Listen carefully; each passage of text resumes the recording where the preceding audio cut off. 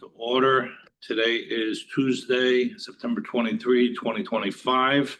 I would ask that the record reflect the council members that are present this evening, as well as CRMC staff. First matter on the agenda will be approval of the minutes of the previous meeting, that meeting being September 9, 2025. I know Lisa had sent them out. If there is no corrections, I would ask for a motion to approve them. Unless there's corrections, then we can address them. Motion to approve. A motion has been made to approve them. Is there a second? Second. Motion made and seconded. Any discussion?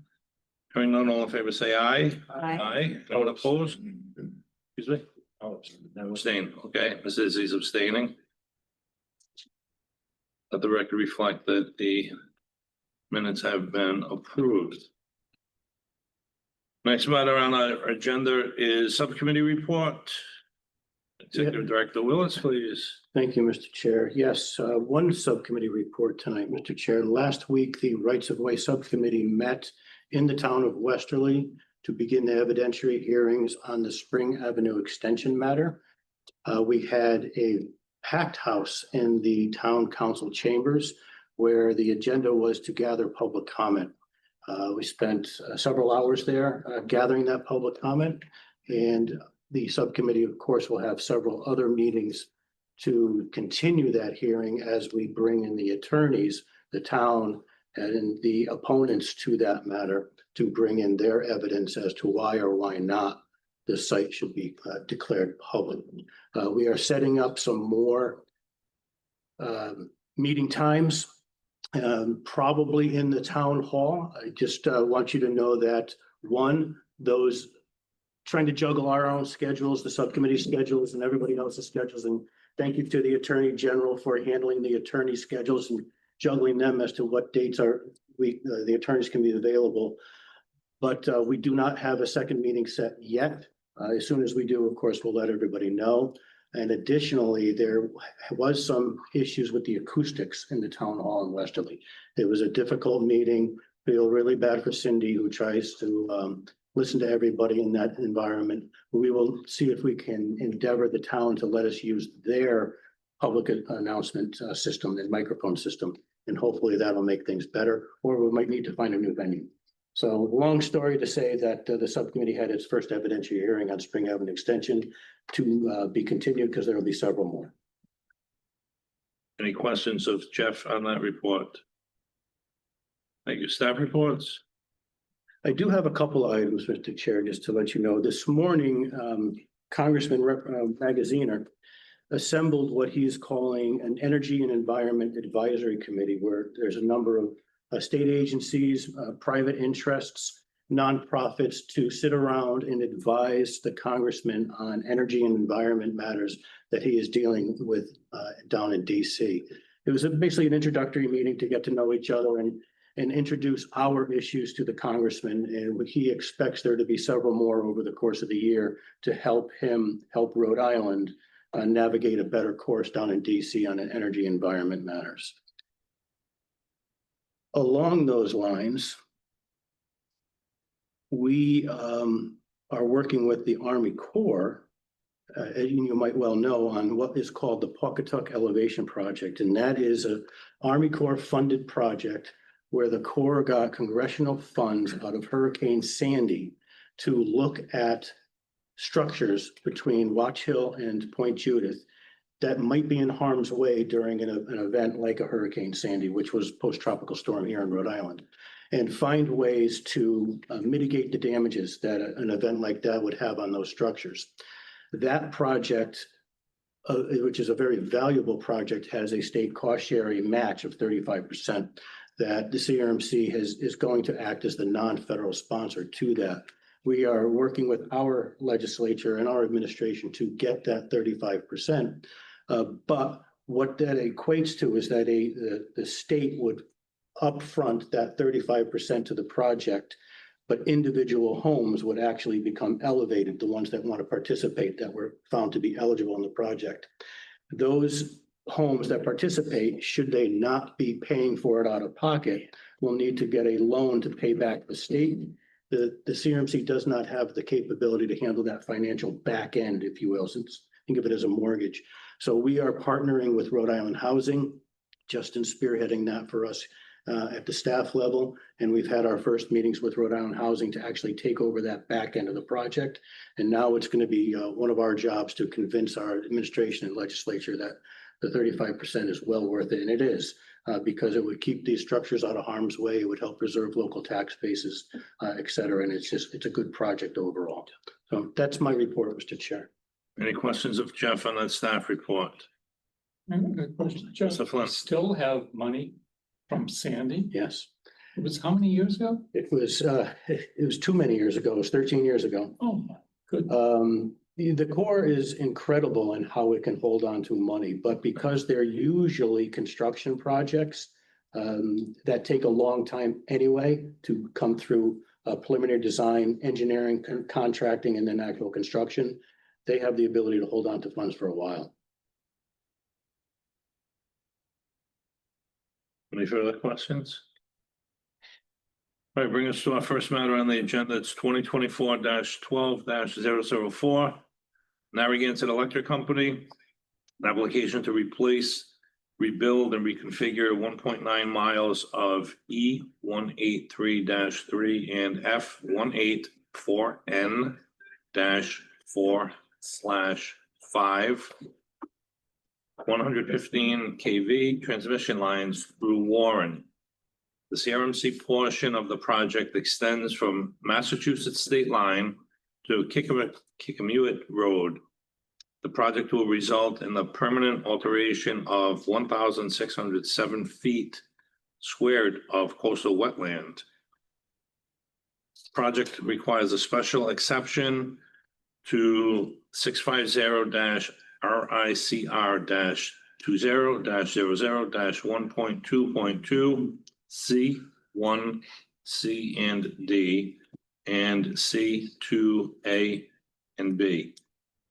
In accordance with sections 1.3.1 L5, 500 5.46. No, I'm sorry. 5,460 feet of mitigation wetland will be created, exceeding the 2-to-1 replacement requirement. It's located at the TNEC line, E183-3 and F184N-4/5, Warren, Rhode Island, Plat 11, lots 31, 32, 33, 34, 35, 36, 37, 38, 39, 40, 41, 42, 43, and 44. Plat 21, lots 2, 4, 6, and 54, Plat 9, lot 18. And before you begin, Attorney DeSisto wants to. Mr. Chairman, Mark and I will be recusing on this one. John Longo will be taking our place.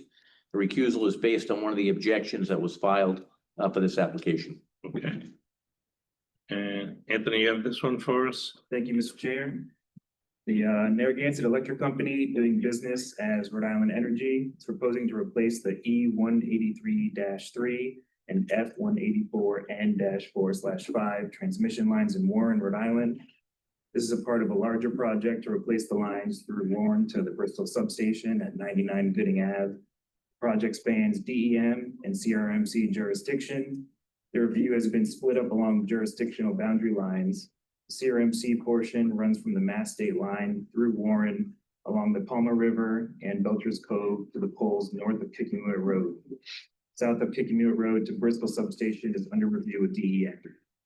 This is a Category B application. The applicant has addressed the Category B requirements as outlined in section 1.3.1A1A through K of the CRMP within their submitted narrative. Staff agree that the applicant has met these requirements.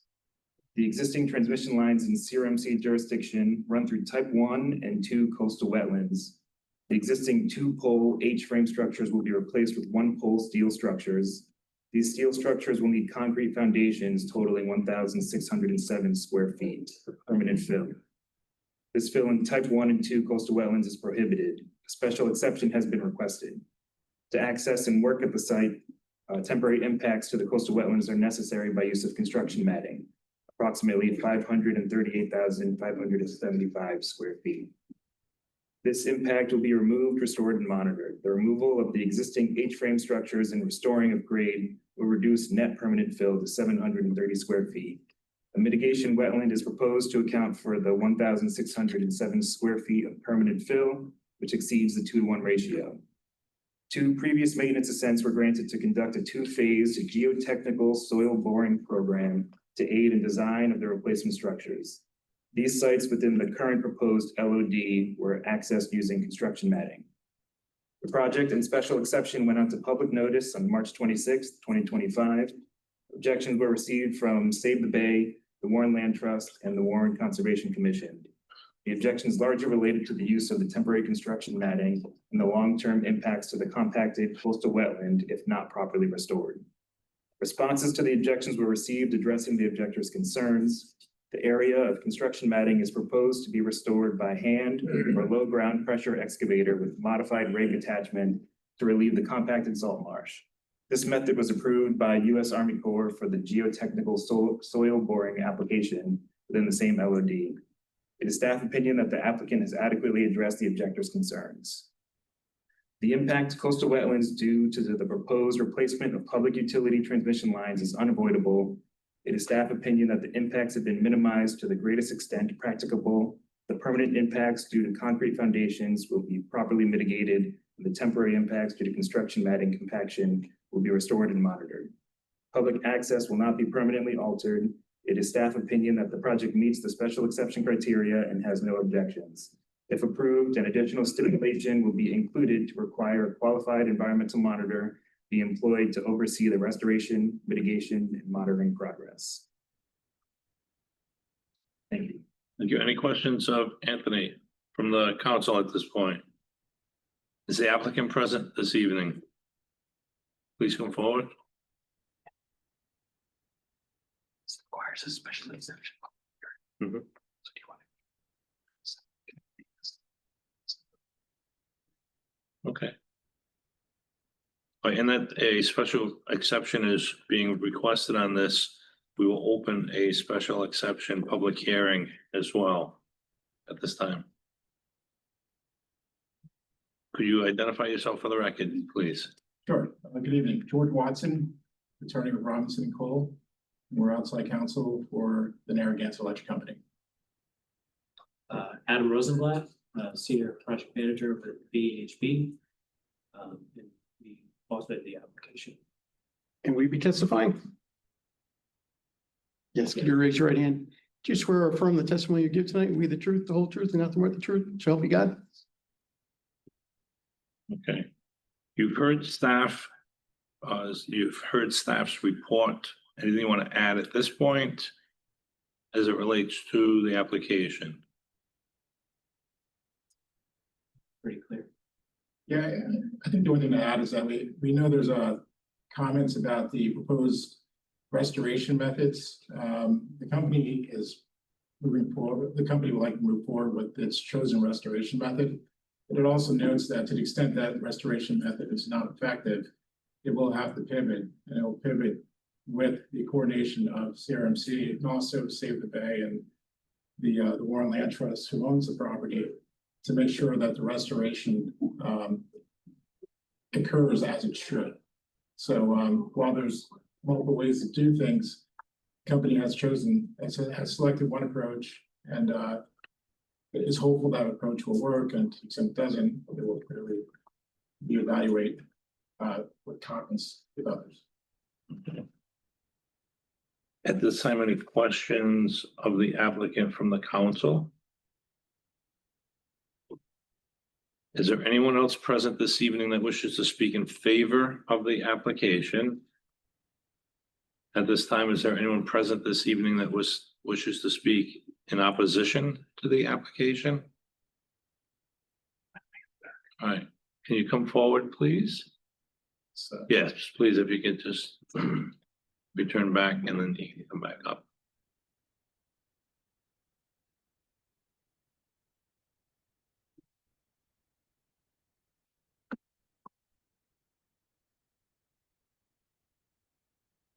You could individually identify yourself and spell your name for the record, please. Sure. Caitlin Pisano. I'm the president of the Warren Land Trust. It's Pisano. And Wenley Ferguson with Save the Bay, WPNLEY Ferguson FERGUSON.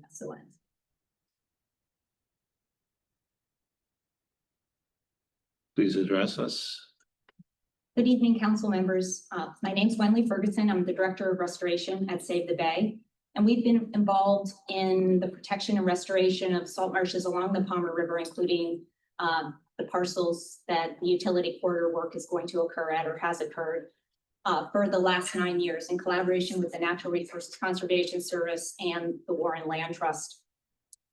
The federal U.S. Fish and Wildlife has identified the Palmer River marshes as priority habitat for the threatened salt marsh sparrow, which has been observed nesting on site. And the state of Rhode Island through CRMC and URI has also prioritized these Palmer River marshes and the low-lying uplands for protection and restoration. Due to the interest in protecting these lands, about 10 years ago, Save the Bay, working in conjunction with NRCS, identified this parcel for protection and worked with NRCS to secure a wetlands reserve easement on the parcel in 2020. The property owner then donated the land to the Warren Land Trust. And since then, we have been restoring the salt marsh at what is now known as the Somes Reserve. And our restoration monitoring has documented an increase in both salt marsh vegetation and a decrease in the water level on the marsh and a decrease in mosquito breeding habitat. Since Save the Bay wrote our April 26th comment letter on the Narragansett Electric's application, we've documented the impacts on the marsh from the matting installed for the geotechnical borings after one full growing season. Based on these conditions, it's clear that the applicant's proposed on-site mitigation techniques for the next phase will not be successful due to the degraded and saturated conditions of the marsh. From conducting restoration efforts on this marsh over the past 3 years, we're intimately familiar with the salt marsh conditions in the utility corridor.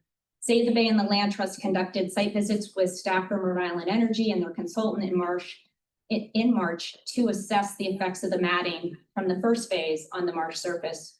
At this site visit, we discussed some potential short-term mitigation efforts to be conducted before the growing season, including the use of hand tools to elevate the marsh surface.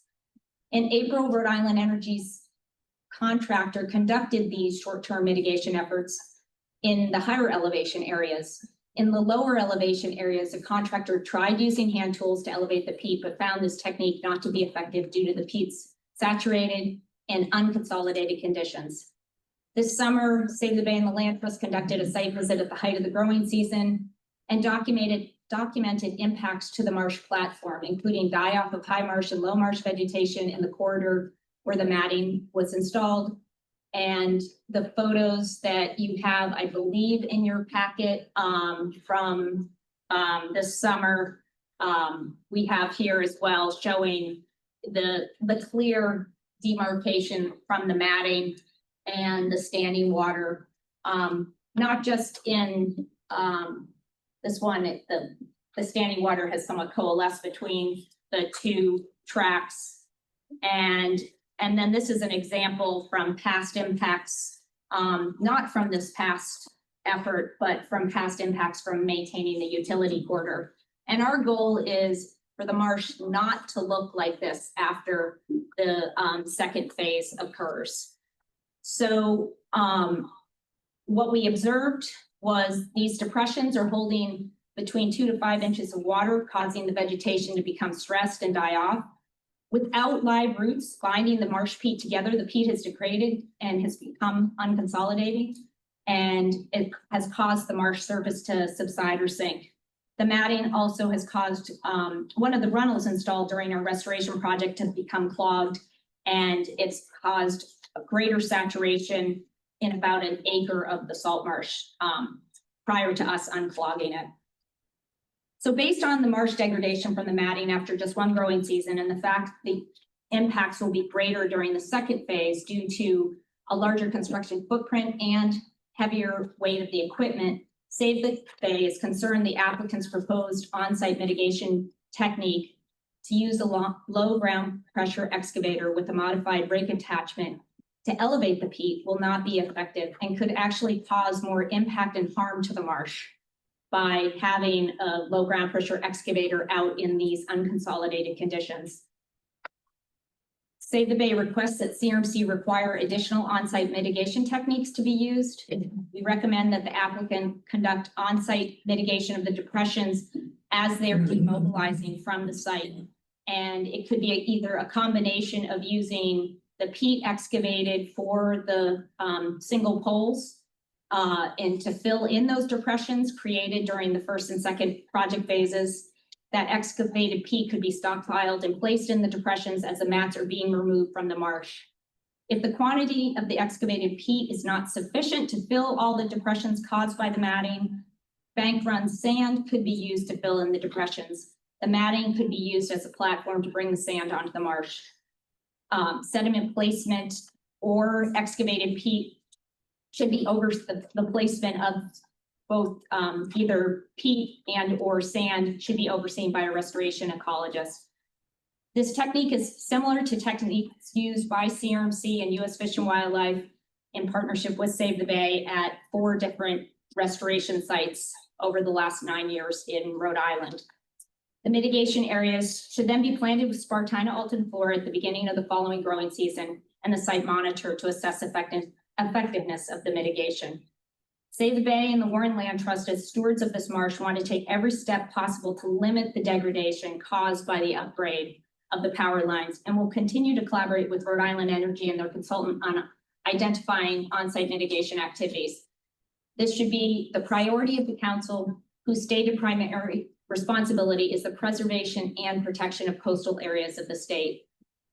If the on-site mitigation of the matting impacts is not successful, CRMC should require as a permit stipulation additional compensatory off-site mitigation as called for in our April 26 comment letter. But this should be a last resort, and the priority of the council should be to reduce the likelihood of portions of this ecologically important marsh being permanently degraded. Thank you for the opportunity to comment. Thank you. Good evening, members of council. My name is Kate Pisano, and I'm the current president of the Warren Land Trust. And I'm here today to speak on behalf of the Selms Meadow Preserve in Warren, a site of profound ecological and cultural importance. If you haven't been, Selms Meadow Preserve is over 26 acres of wetland habitat along the Palmer River. It serves as a living buffer against coastal flooding, storm surge, and sea level rise, protecting the arrival indigenous species. This is a high priority and urgent need for Warren residents. The marsh filters pollutants from stormwater, improves water quality in the river and bay, and provides critical habitat for migratory birds, shellfish, finfish nurseries, and pollinators. Natural Resources Conservation Service holds an easement on Selms Meadow, and as long-term stewards of this site, Warren Land Trust is held responsible to NRCS's goals of wetland restoration and protection. Beyond its ecological function, Selms Meadow is a place of historic and cultural significance. The land is tied to the ancestral homeland of the Wampanoag people, making its preservation not only a matter of environmental stewardship, but of cultural respect and responsibility. Rhode Island Energy's use of heavy machinery within Selms Meadow Marsh has caused significant disruption. Salt marsh soils, composed primarily of peat, are highly sensitive to compaction, and the repeated passage of trucks and equipment have left deep ruts, as shown in Wenley's images, altered hydrology, and stressed the marsh vegetation that stabilizes the shoreline. This activity has long-term consequences. Compacting soils lose their capacity to absorb tidal flows, plant die-off accelerates erosion, and habitat value declines. Once damaged, marsh systems may take decades to recover, if they recover at all. It is important to recognize that Rhode Island Energy has previously attempted mitigation in this area from phase 1, but these efforts have not been seen as successful. Attempts at the surface level mitigation has failed to reestablish the healthy marsh vegetation or restore natural tidal flow, and the matting has resulted in salt marsh areas that remain visibly degraded today, with standing water, sparse or no plant cover, and continued marsh subsidence. The configuration of the timber mats and the underlying stringers did not follow the plan in the permit for the drilling operation, and the use of 2 stringers may have reduced the overall area of compaction, but resulted in much deeper tracts in the marsh, and mitigation has been ineffective to date. We don't want to see the same stringer configuration used for the new work, as it will only serve to deepen the existing ruts. The use of composite matting might allow for a wider distribution of pressure from increased traffic, as noted in the Rhode Island Energy response to our comments. We know that the method used previously was not effective in protecting the marsh surface, so we are interested in discussing the use of a different configuration before work begins. The effects demonstrate that the current approach to mitigation is inadequate. Standard minimal interventions do not address the long-term impacts of soil compaction, hydrologic disruption, and vegetation loss. Without stronger measures, the marsh will continue to degrade. So we urge the council to require RI Energy to go beyond temporary fixes and commit to meaningful, enforceable mitigation and restoration efforts. Specifically, we request that Rhode Island Energy may be required to develop and implement a robust mitigation plan, including replanting with native Spartina species, restoring natural drainage patterns, and ensuring peat stabilization. And to echo what Wendy said, we think that adding material to the compacted areas as the matting is removed would be a better process than bringing in more machinery after all the mats are removed. Use of the excavator will not be a practical approach due to the fragile nature of the impacted areas. Adding peat or sand as each mat section is removed should offer a better possibility for long-term mitigation of the damage. Number 2 is to improve mitigation methods using proven science-based practices rather than short-term incomplete measures that have already shown to fail. And 3 is to coordinate more tightly with Warren Land Trust and Save the Bay to be on site during future mitigation efforts that occur before Rhode Island Energy removes equipment from the site. We want to be partners in this opportunity, and if we can be on site, we can provide better, closer cooperation. Soames Meadow Preserve is not simply a patch of open space. It's a vital living system that protects our communities, preserves biodiversity, and honors Rhode Island's cultural heritage. The council has the authority to hold Rhode Island Energy accountable to a higher standard of care, and we ask that you do so now before further damage is done. Thank you so much for your time and consideration. Thank you. Is there anyone else present this evening that wishes to speak in opposition of the application?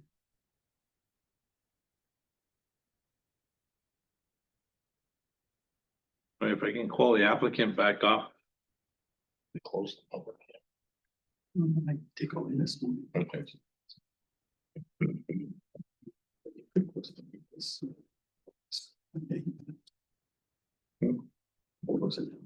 Okay. At this time, I'll close the public hearing on the matter. And that the public has had an opportunity to come forward this evening and make comments on it. So I asked the applicant, you've heard 2 witnesses, their comments. Can you address them? Sure. So the company and their restoration contractor has used a method similar for restoration in terrestrial wetland settings with success. And they're, looking to attempt to use this method in the marsh. Now, the mechanical means using a low ground pressure amphibious excavator was not used post the geotech boring program because we knew we were coming back for the construction of the project. What they did use was a method that we've seen in some other places in Massachusetts, where they were using hand tools, effectively like pitchforks and whatnot, to try and prop the marsh surface back, post use of construction matting. And in the case that I had some firsthand knowledge of from a person within the company, they were able to close their permitting for that project using those hand tool methods, but they're not intended to be the final for what is this project.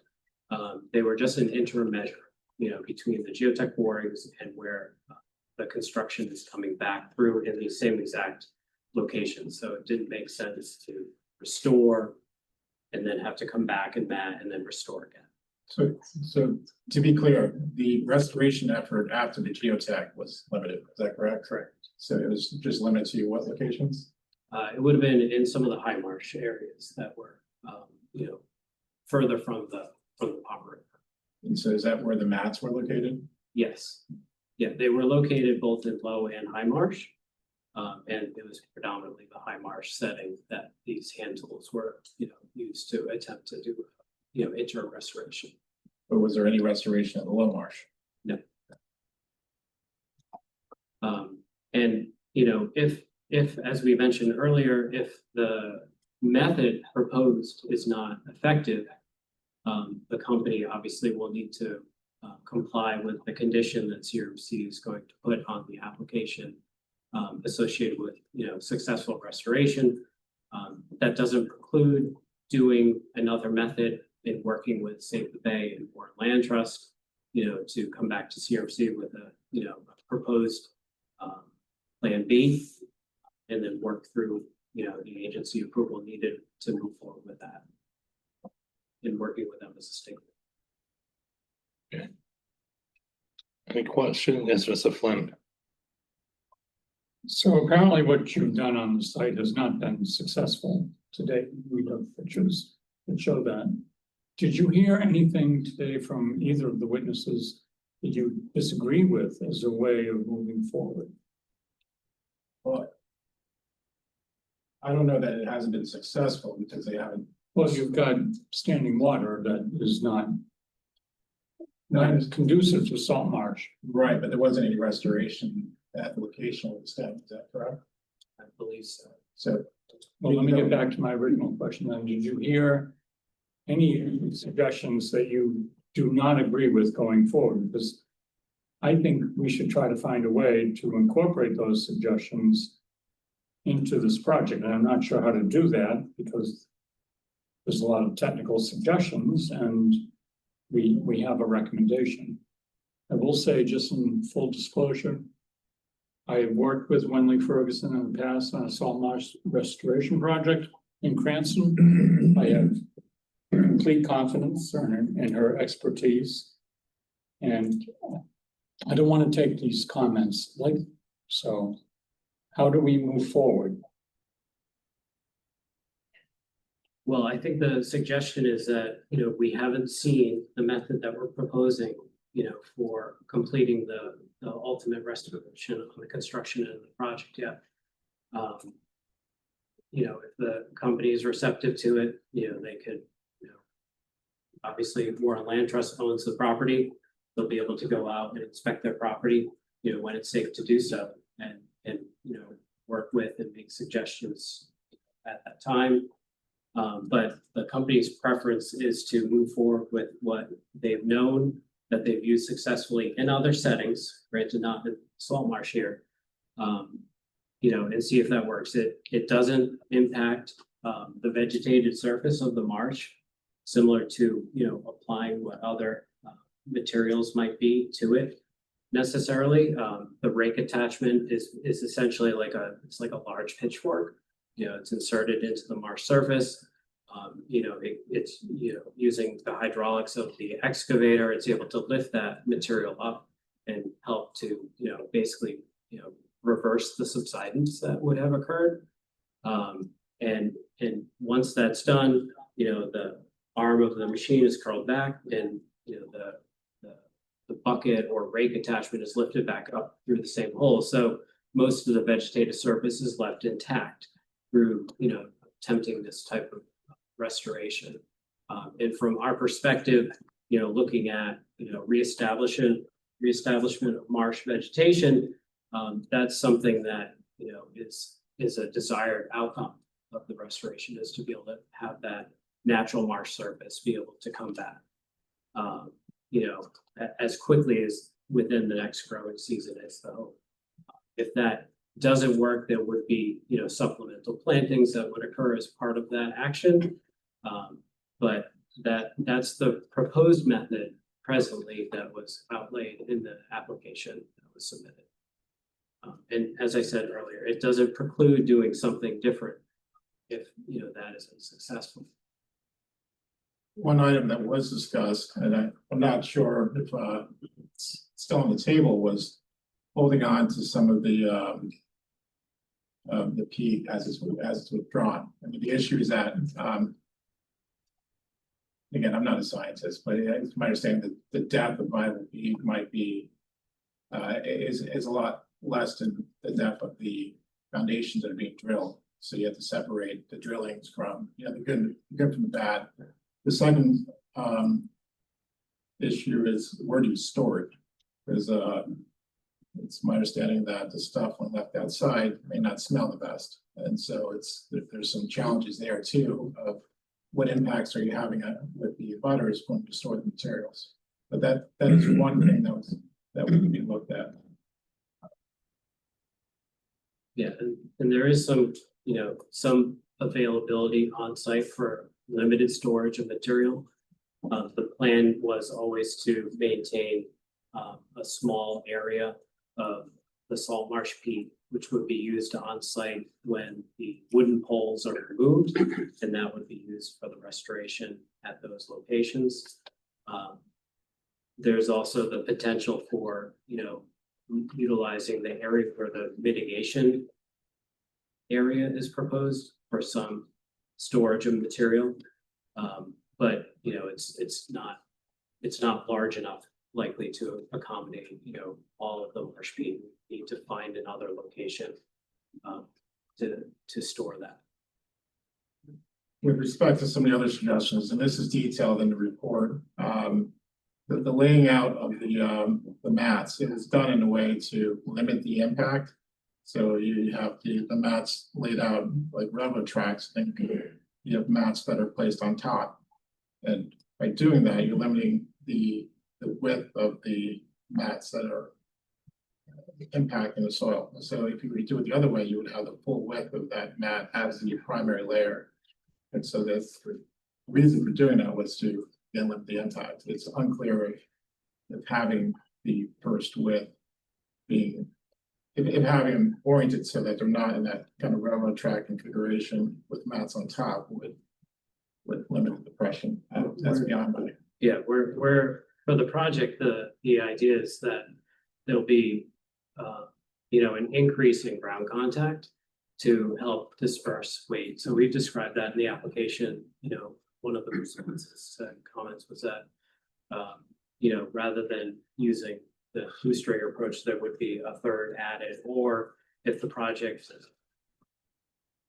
matting contractor is able to use composite matting, that would be a full spread on the ground, which would be different from what was done during the geotech boring matting, and hopefully less impactful to the marsh surface.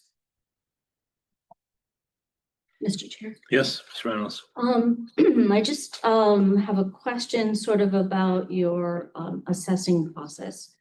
So you said things like you're going to see if the method is not successful and then sort of reassess, or you're going to see if it works. And then did I hear that you're going to wait an entire growing season to evaluate this, or when would you look at it and stop and say, look, we need to do something else? We would know that fairly early on in the restoration phase of the project. So it's one thing to determine success from vegetation reestablishment, but we're also trying to mitigate for some compaction in the surface, and that's going to be known fairly quickly when the modified rake attachment is inserted in the ground and brought back. If we're able to maintain that surface once it's the peat's been lifted, you'll be able to see that physically, and if that's able to stay at that former elevation where we've reestablished the marsh surface, we will move forward. If it's clear that by doing that we're not able to attain the former marsh surface, we at that point would likely then start to look about and brainstorm for what would be an alternative approach to restoration. And that wouldn't have to necessarily wait an entire growing season. It would be probably within months. Mr. Chairman, Yes. there was an offer made by Save the Bay and the Warren Land Trust scientists to help oversee and collaborate. Would Narragansett Electric be opposed to that oversight?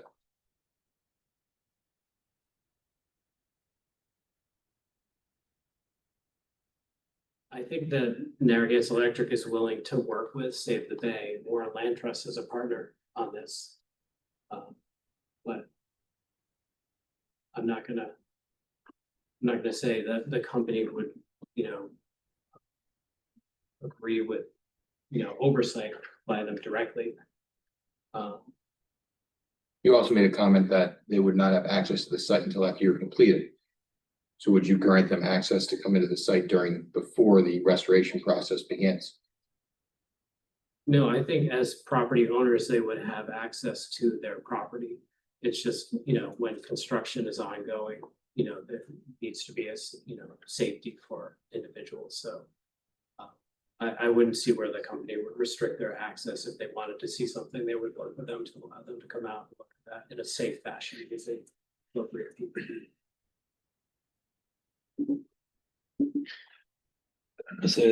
Yeah, Mr. Chairman, I'd just like to pivot back to our staff. I have a couple of questions. Because I'm not particularly satisfied with the testimony from Narragansett Electric so far. Anthony, you mentioned that there's going to be a monitor attached to the construction and replacement of the poles in this marsh. And what authority does the monitor have? I mean, is he just there to watch, or can he say, this is the remediation and mitigation program that you're going to follow? Right, the environmental monitor, and the language is like a qualified environmental monitor. They would have to find one and let CMC know which one it is, and we can confirm if we agree with that monitor. Yeah, they'd be able to look at the approach and say if it's working or not, to be able to have the authority to stop that approach and give other suggestions, contact staff to discuss what would be used alternatively. So does CRMC staff engage the monitor, or does Narragansett Electric Company engage them? I believe the monitor would be more in direct contact with the Narragansett Electric Company, and then. And when I say engage, I mean pay for it. Oh, Who's paying for the monitor? yeah, it'd be Narragansett Electric. Yeah, so they're gonna hire the monitor, pay the monitor. Not sure that really solves. And what authority does CRMC staff have over the monitor? I mean, can you go out and see what the monitor's doing and what he's recommending, and Yeah, we could coordinate with override his recommendations or his approvals? Yeah, the language in if we did a stipulation, it would be the monitor would have to coordinate with staff, and we'd have to agree upon what methods to use. So we could have the authority to tell the monitor which methods we would like. And of course, the staff could coordinate with whoever they wanted to outside of the monitor in Narragansett Electric, such as the Warren Land Trust and Save the Bay. Yeah, I believe that would be an option. Yeah. All right. So that gives me a little more comfort as to the oversight of the mitigation of this project. Okay. Would it be possible for the Warren Land Trust, Save the Bay, to be involved in the choice of the monitor? I am not sure how. If it's Narragansett Electric's prerogative to hire the monitor, I'd be a little suspicious of a monitor that you pay for and you hire without anyone else's input. Correct. Maybe as the project spans over the right of way through different properties, maybe they'd have more of a say for their property, but I'm not sure exactly. Would it be helpful if we explain how the monitor system works? Because we have environmental monitor, not just this project, but we do it with every project that we construct. And to answer your initial question, the environmental monitors, to the extent they see something, they can stop the project right there. But Mr. Rosenblatt's very familiar with the process. Yeah, the monitor that is engaged by Narragansett Electric Company is, responsible basically for overseeing permit compliance, making sure that erosion and sediment controls are working effectively. And, they will make recommendations on the fly and on the spot if there are things that need to be, amended or repaired. And those are required to be completed by the contractors that are doing, the work. If it's something that, could potentially, imminently harm a wetland or something, or another sensitive receptor, and it needs to be addressed immediately, they have the authority to make that happen, and the contractor is obliged to comply with that. In a case where it's something, minor, they would have, a certain period of time to complete that corrective action.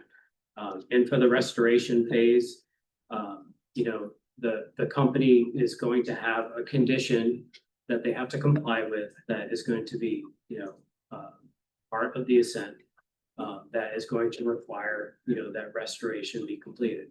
The company obviously realizes that Warren Land Trust and Save the Bay, are have a vested interest in their property, and the oversight of this work. And, if they're not happy, the company realizes that CRMC is going to hear about that, and that's going to be potentially, an issue of, either not successfully meeting the condition, in which case we have to go and do something about it. So, the company, will be working, with them in a capacity, as part of that process.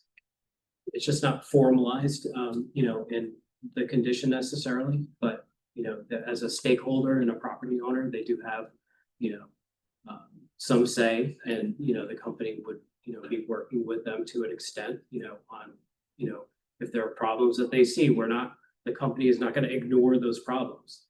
The company will work with them to try and address those, in an efficient way. I want to correct you on one point. The concern is not merely on their property. It is on the whole wetland system. I mean, it's a big system. And so it's not just about their property. Mr. Chairman, I think there's a lot of unknowns here. And I'm going to make a suggestion, if I may, that the matter be tabled until we can resolve some of these unknowns, hopefully before the next meeting, and have a more, I don't know what, a more firm way of moving forward. Structure, yes. And I'll make that as a motion. So a second?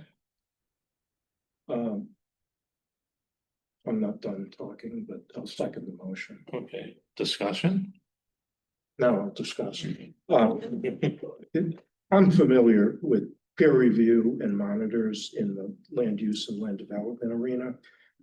And what's done there is the developer does not hire the monitor or peer reviewer. The municipality hires them. The developer pays for them, but they don't hire them. And there seems to be an innate conflict of interest in the developer, or in your case, the utility, hiring the person who's going to monitor and approve or recommend how the mitigation of this area takes place. And I would be much more comfortable if CRMC staff oversaw the hiring of the monitor in this case. And just to echo something that Mr. Flynn was saying, we're not here to protect the Warren Land Trust's land. These are wetlands that we're designated to protect on behalf of the state of Rhode Island. So that's the position that we're in and what we're looking to protect. So I have. Mr. Chairman, I have one further question. Do you find that the condition that this site is in currently acceptable?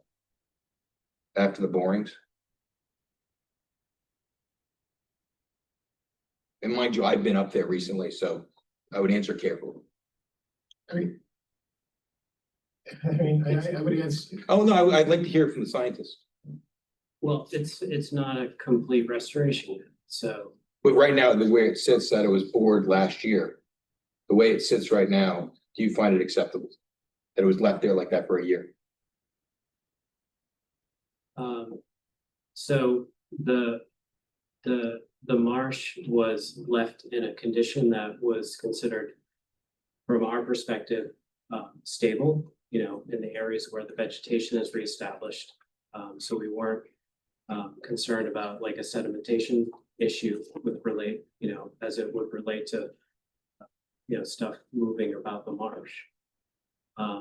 Knowing that the project is coming back for the construction phase and expecting that we'd have, you know, a means with mechanical equipment to hopefully, you know, address the restoration in a more permanent and proper fashion.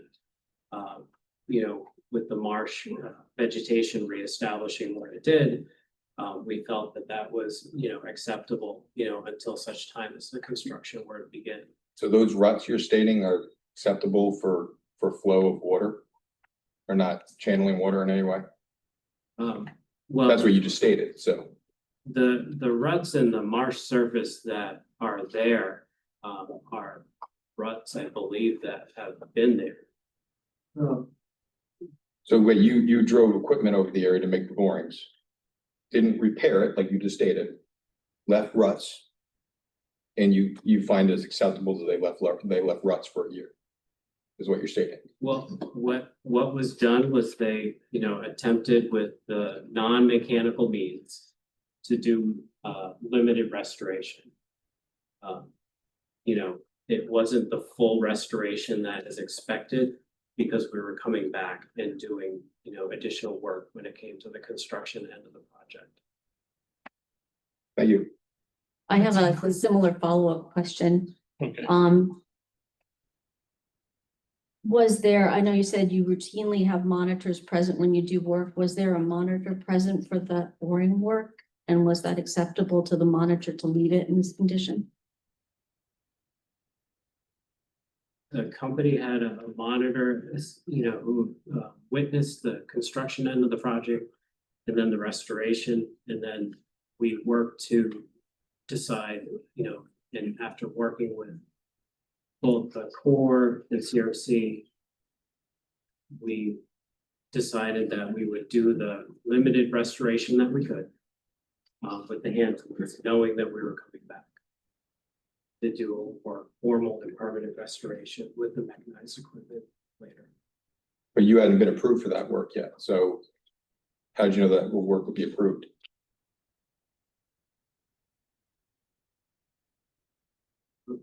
The presumption with the asset being in the marsh where it is, and the fact that it needs to be refurbished and replaced as it's at the end of its service life,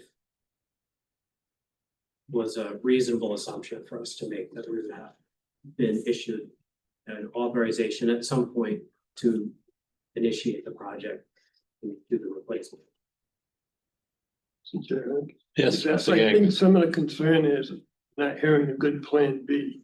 I mean, if plan A with the marsh excavator doesn't work as well as expected, which seems to be possible or a concern, especially given the current state.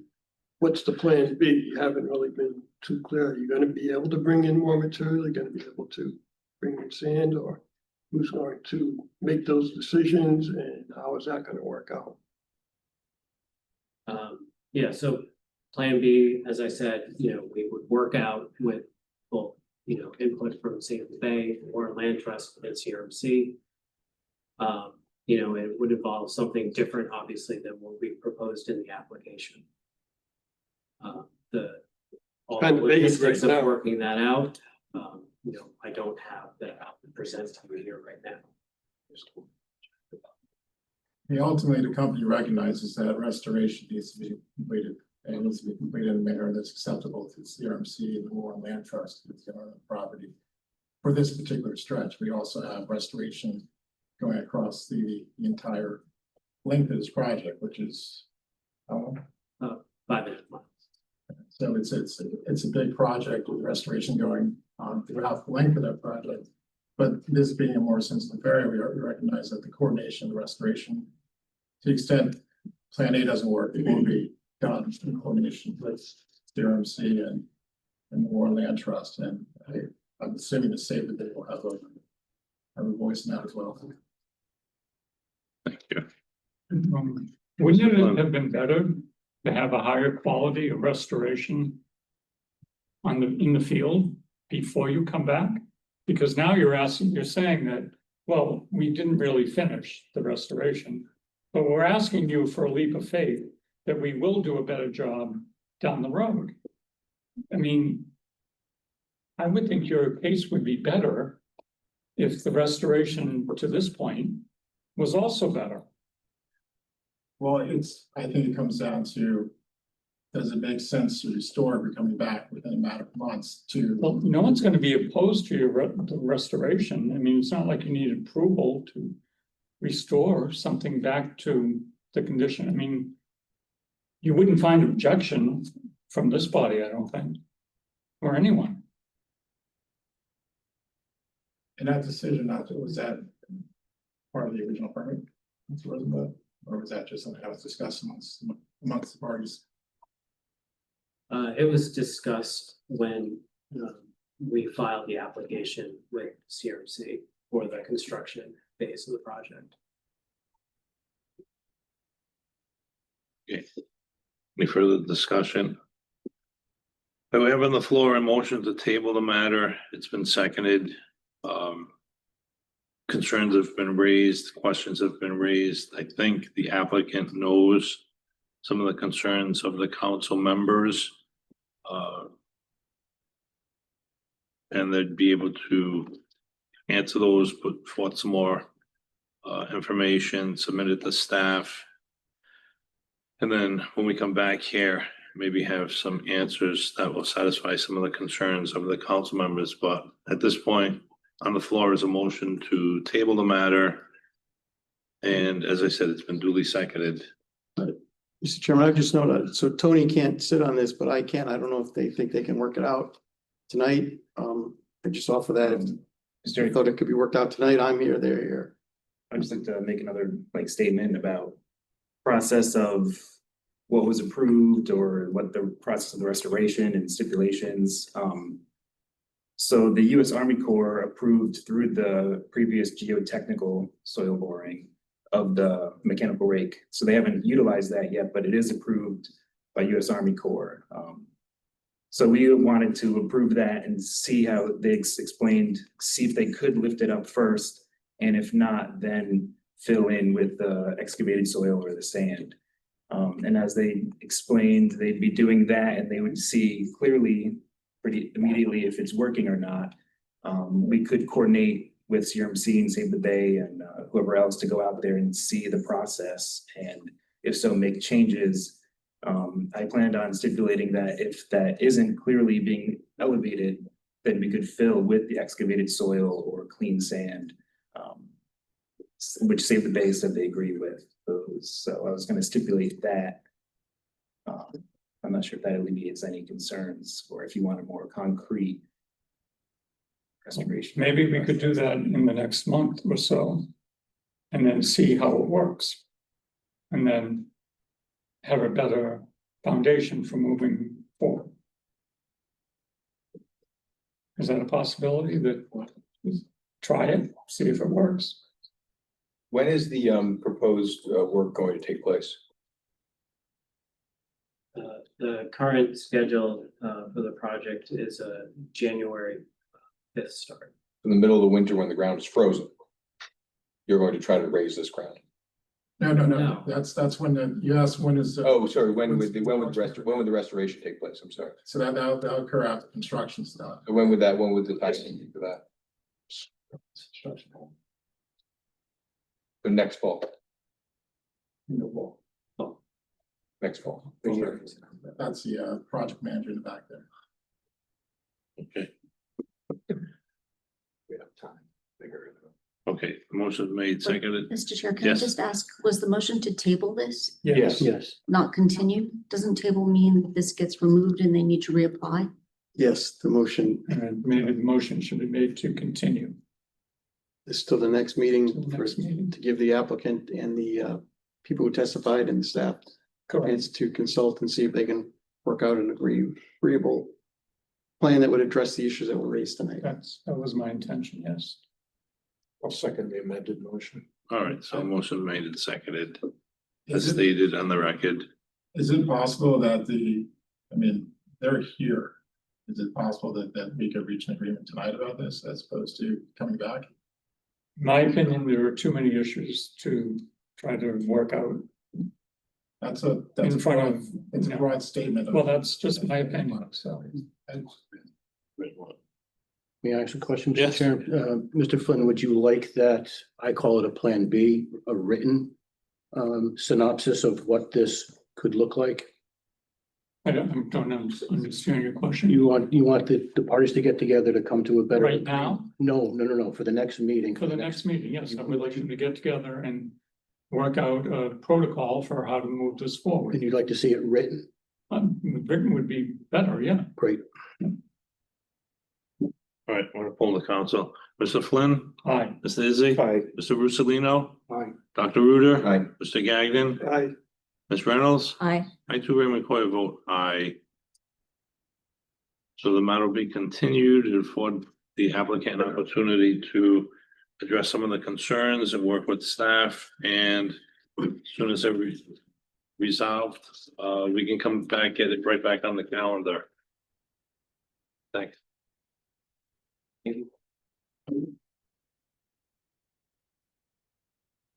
Take a 5-minute break while we switch attorneys.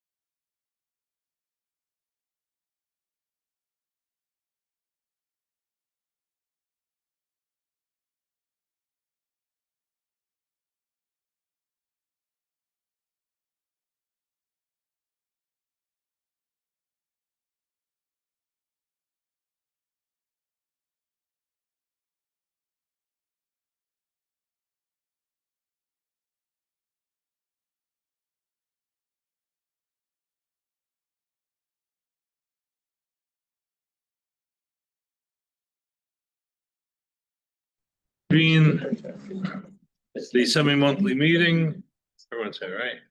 That we need. Everybody here? Next matter on the agenda is number 5, discussion and further action on the Kickemuit Country Club CRMC order to restore enforcement file 23-0185. And Mr. Willis, I think you're gonna address this first. Thank you, Mr. Chair. Before I pass it off to staff, I just want to explain, we are here as for an order to restore. We have worked with the country club on meeting the council's order to restore from June 10th to come up with a plan, a restoration plan that's acceptable to staff. And that restoration plan needed to address the removal of all the unauthorized stone and fill, have non-structural stabilization of the feature, proposed shrub and vegetative plantings throughout the top of the feature to restore that. We have met with the country club several times over the first 30-day period that the council imposed to have a restoration plan submitted. That deadline did not result in a plan. Another 30 days was granted by the council. Again, that did not result in a plan. And I just want to mention that during that second 30 days, when a plan was submitted, staff reviewed it and said it was not acceptable, but there was still time within that 30-day window. So we invited the country club to meet. They did. We sat down and we tried to work something out, but we have not. So we are here, and staff can go into a little more detail to bring you up to speed as to what we've done in that intervening period. Any questions of Director Willis from the council at this time? Okay, Emily Hall. Thank you, Mr. Chair. As one of the technical staff that was involved in evaluating submitted restoration plans, I would like to provide some final updates for the council members. As Director Willis stated, the violations at play are as follows: unauthorized construction of a revetment on a coastal feature, cutting of vegetation on a coastal feature, and filling of tidal waters. These are prohibited activities. Accordingly, the requirements for restoration are as follows: removal of all the unauthorized riprap and fill, stabilization of the coastal feature, and revegetation throughout all areas of previously vegetated natural buffer zone. These criteria must be met in order to resolve the violation in a manner that aligns with the goals and policies of the coastal program. Over the last 2 years, enforcement and technical staff have repeatedly met with representatives of QCC to facilitate a resolution of the violation. One of the most important criteria for restoration is the requirement of what we have called the blue line. The blue line originates from the site plan originally approved in 2013 and depicts the maximum extent of what should have been built following the issuance of that emergency permit.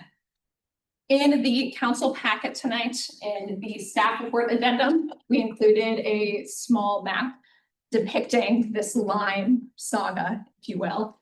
But just for clarification, I wanted to really emphasize why this matters, right? So in that initial site plan that was submitted in 2013, it showed a bird's eye view extent of where core logs and stabilization would be. That bird's eye view extent ended here at this red line. So that was where we started. This was your last authorized location of the tow. Kickemuit met with us and rightly brought to point that there were details on the plan that said that the non-structural shoreline protection needed to be constructed at a shallow slope of 2:1.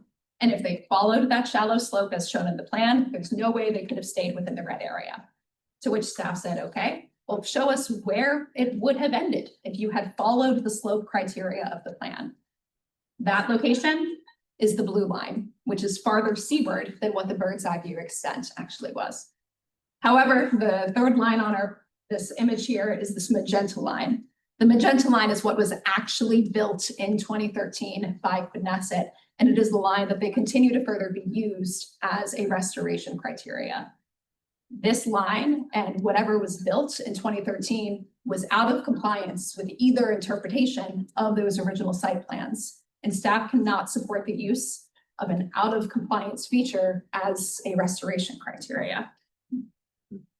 As such, staff holds that the blue line is the most seaward location that can be permissible for the restoration at hand.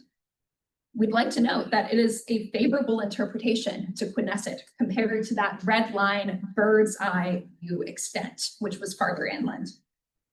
Additionally, since the last known permissible location of the toe was in 2013, by using this location, we essentially wind back the erosion clock by 12 years. And while the blue line does not have a full 10 feet of access above the high tide line at all points, it is staff opinion that comparable access will still be available along the shore. None of the 7 plans submitted have used the blue line, and none have shown the full removal of all unpermitted fill. Staff have also been willing to allow QCC to build a steeper slope on some areas, but even with this provision, QCC have refused to submit a plan that uses the blue line as a toe of restoration. And finally, we would like to know that staff have been willing to entertain the use of new technologies. The problem with the trap bags proposed is that they are made of non-biodegradable plastics and do not meet the definition of non-structural shoreline protection. Staff would be happy to review a plan that uses the trap bag configuration, but with a programmatically compliant material. The Kickemuit Country Club has submitted 7 restoration plans, none of which meet the needed criteria to resolve the violation. The restoration criteria are not arbitrary. To disregard any of the 3 requirements would allow for prohibited activities to continue on this stretch of shoreline.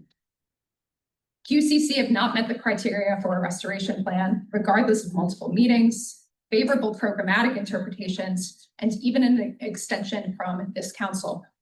Staff can only conclude that not only did the QCC deliberately, willfully, and knowingly violate CRMC regulations by installing an unauthorized revetment of dumped stone over 600 feet in length along a Type 1 shoreline, but that they also do not intend to comply with the council's order to restore.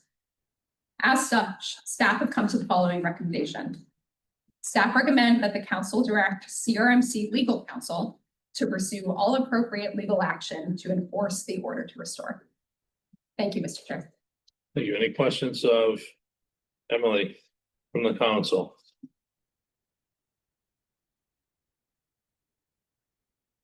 Thank you. Attorneys for Kickemuit, would you like to address us?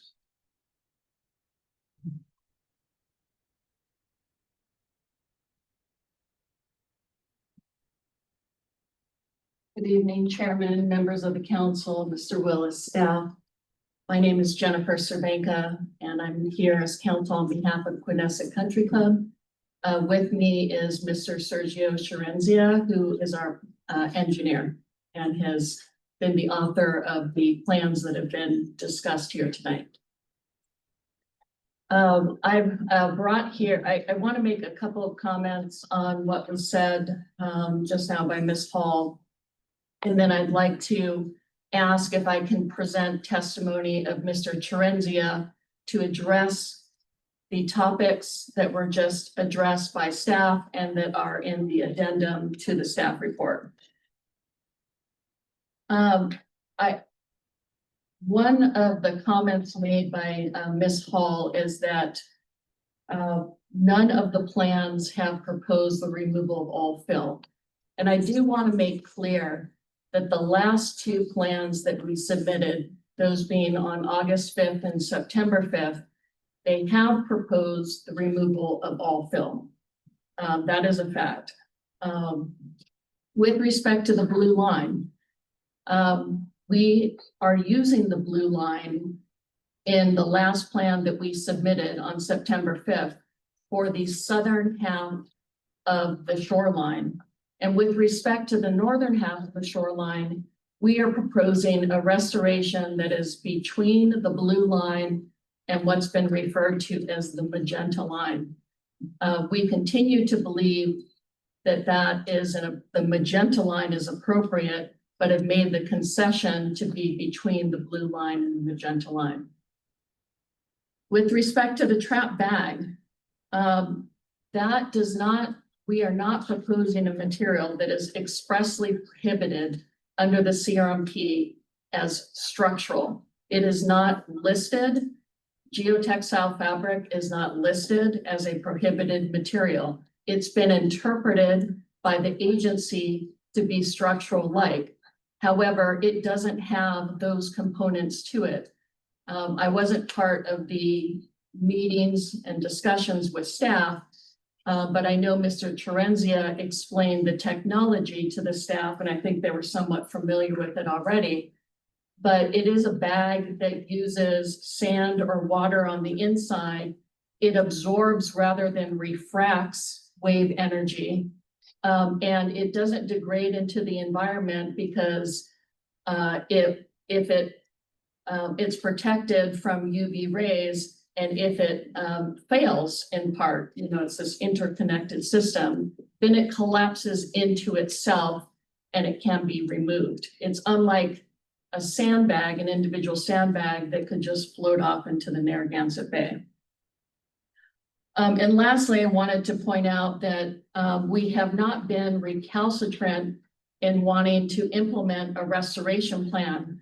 We've submitted 7 plans over the course of the last year to staff and to this agency in an attempt to come up with an acceptable plan. And the last 2 in particular, those being again August 5th and September 5th, we believe struck a proper balance between what's required under the program and the protection of our property.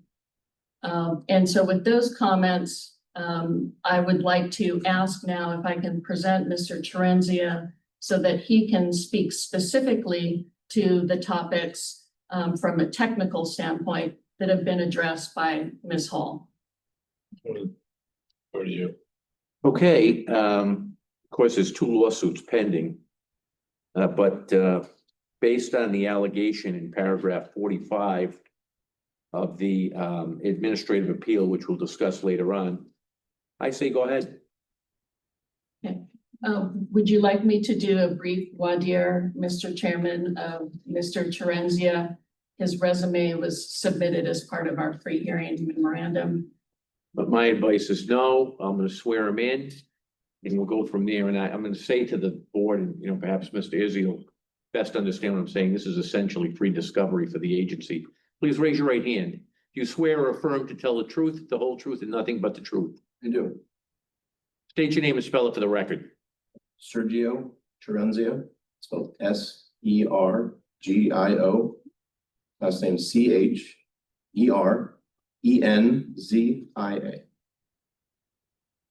Mr. Terenzia, you've heard the comments made by Ms. Hall earlier about the blue line, which is the furthest extent of the restoration. Can you explain to me what that blue line represents in your view? Yes. So we were requested during the meetings that we are having with CRMC, what would be the build out of the revetment under the previous plan that was approved back in 2013. And it was a line that was outlined in red. After we had done our survey work and looked into previous LiDAR, that's topographic information from that was available from the state, done all that research, compiled it, and used the Dupree plan. That was the one that was approved. We identified what the top of slope was, and we projected that out at a 1/2 to 1 slope. And that's where the blue line ended up. So let me stop you there. Yep. So the blue line, if that had been built out per the Dupree plan at the 1/2 foot to foot, would not meet the programmatic requirements for slope under the CRMP. Is that correct? For non-structural improvements, the requirement is a minimum of 2 to 1. Okay, continue. So no, it would not. Okay. So when we put that blue line on, we identified how far that would go out, but we still brought in what we call the magenta line, which is presented on the plans that we proposed.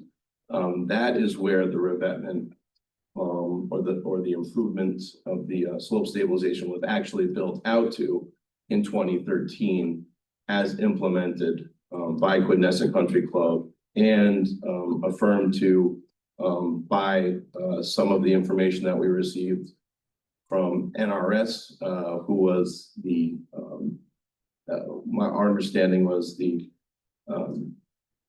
monitoring agent. Whether or not that was the case, I think there's some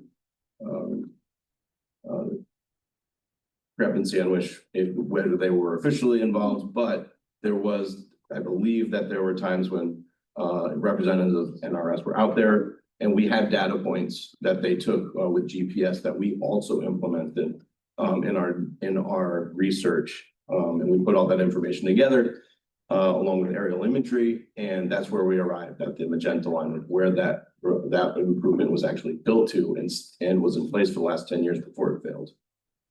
And the restoration line at the magenta line, what was the slope of that? Did you determine that? It was around a 1.5 to 1, in some places 2 to 1, but it varied 1.5 to 1 to 2 to 1 in that range. And is that consistent with the 2013 approved plan that called for a 2 to 1 slope? The detail does specify in print 2 to 1 slope, even though the detail does not show that. It shows it as a 1/2 to 1. And did you review aerial photographs going back to the time of construction in 2013 until more recently in 2022? Yes, we did. Okay. And where does it show that the restoration was built out to? Which of the 2 lines? To the magenta line. With respect to lateral access, there is a discussion of the lateral access being appropriate at the blue line, which Ms. Hall represented was what she believed was the approved line. We know you just testified that the magenta line was actually what was built out to, and that's what stood there for 10 years. Comparing it to what is being proposed now under the 9/5/2025 plan, would lateral access be of a similar level and type as to what existed before? If you're referring to what existed before, being that improvement that was built in 2013 and lasted for 10 years, then yes, it would be similar. And what we're proposing under the last plan for removal and use of the trap bags would be proud maybe 2 or 3 feet of that line that it was historically built to. So what is being proposed by the 9/5 plan is an improvement on the lateral access that existed before construction of the revetment. Right. Okay. With respect to the slope of what's being proposed under the 9/5 plan, can you please address that and describe it as it goes along the shoreline? Sure. So the slope which we're proposing under the current application, Correct, the yeah. current plan, Yeah. yes. So after meeting with CRMC the last time, there was a suggestion of moving into the golf course and making some modifications to the course itself. With the authorization of my client, we worked with their golf club and golf course designer, and we ended up receding or going landward with the restoration, moving the cart path and moving in. That And what slope- was the, just to back up a little bit, how far back is this plan proposing that the cart path be taken to? I believe it's around 10 feet. I'd have to measure it, but I believe. Which is an average, right? Yeah. Is it just 9 to 17 feet? 9 to 17, yep, that is correct. Okay. Yep, thank you for reminding me of that. Yes, anywhere between 9 and 17 feet, yep. From that top of slope, which we left a flatter area at the top for revegetation. Then we proceeded to grade that out to a 2-to-1 slope. When we tried to pull it in further, the concern that we had was it wasn't lining up with the adjacent property. And I forget the name of the Bayview Bay- Rehabilitation Center. the Bayview Rehabilitation Center. By further pushing back to that blue line or somewhere near it, there would be a pretty significant transition from the 2-to-1 slope or close thereto of the Bayview side, and have to bring that in, creating this kind of hollow area, which may be subject to further erosion. So in an effort to match the grades on that side and preserve this 2-to-1 slope, that is where we ended up, while still trying to push into the golf course to the greatest extent we felt practical. In addition to the moving back of the golf cart path, were there other changes to the golf course that are proposed in this plan? Yeah, we moved the path, but we also had to reduce the tee box. I believe it's the 15th hole, and make some modifications to some of the sand traps, which we worked out with the golf course designer. And you testified that this would be a 2-to-1 slope? Correct. Okay, and is that the minimum that's required under the CRMP? That's my understanding, yes. But we don't need to carry that 2-to-1 slope all the way out, because the grades start to mellow out as you go from north to south. We're really focusing on the restoration and having a robust type of improvement in the northern portion of that of the slopes improvement, because it's much steeper in that location. As we move south, it gets more gradual, and we've carried the trap bags out continuously, but we need less of them.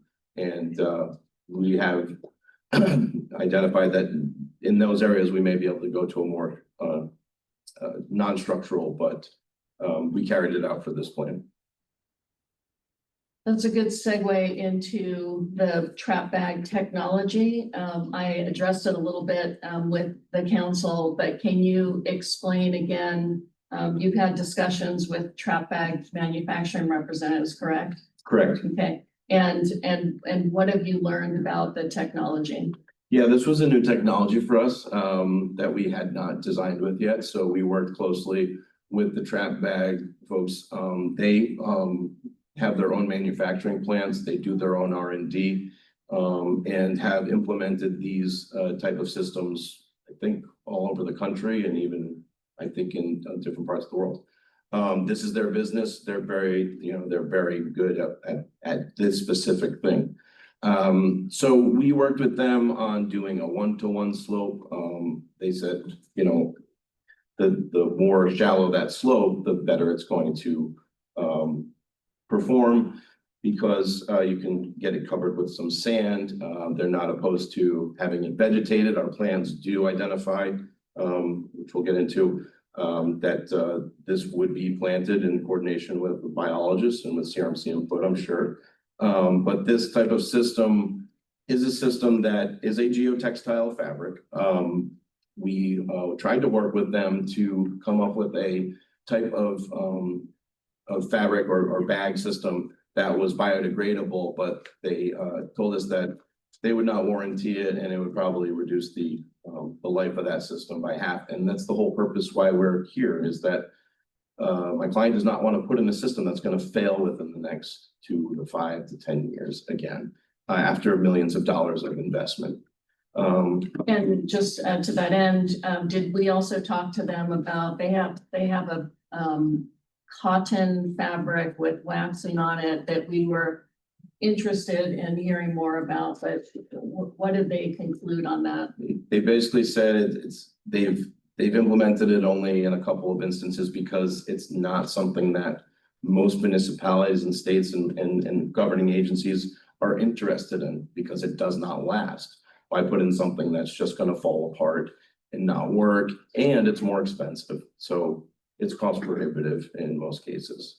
But And the, did they I'm sorry. also, I'm sorry, did they also indicate that it's effectively still in the research and design phase and They- not ready for full deployment? Yes, they've implemented it in some, and on some test sites, but it hasn't performed to the standards which they've, which they have, anticipate that their current system works very well in.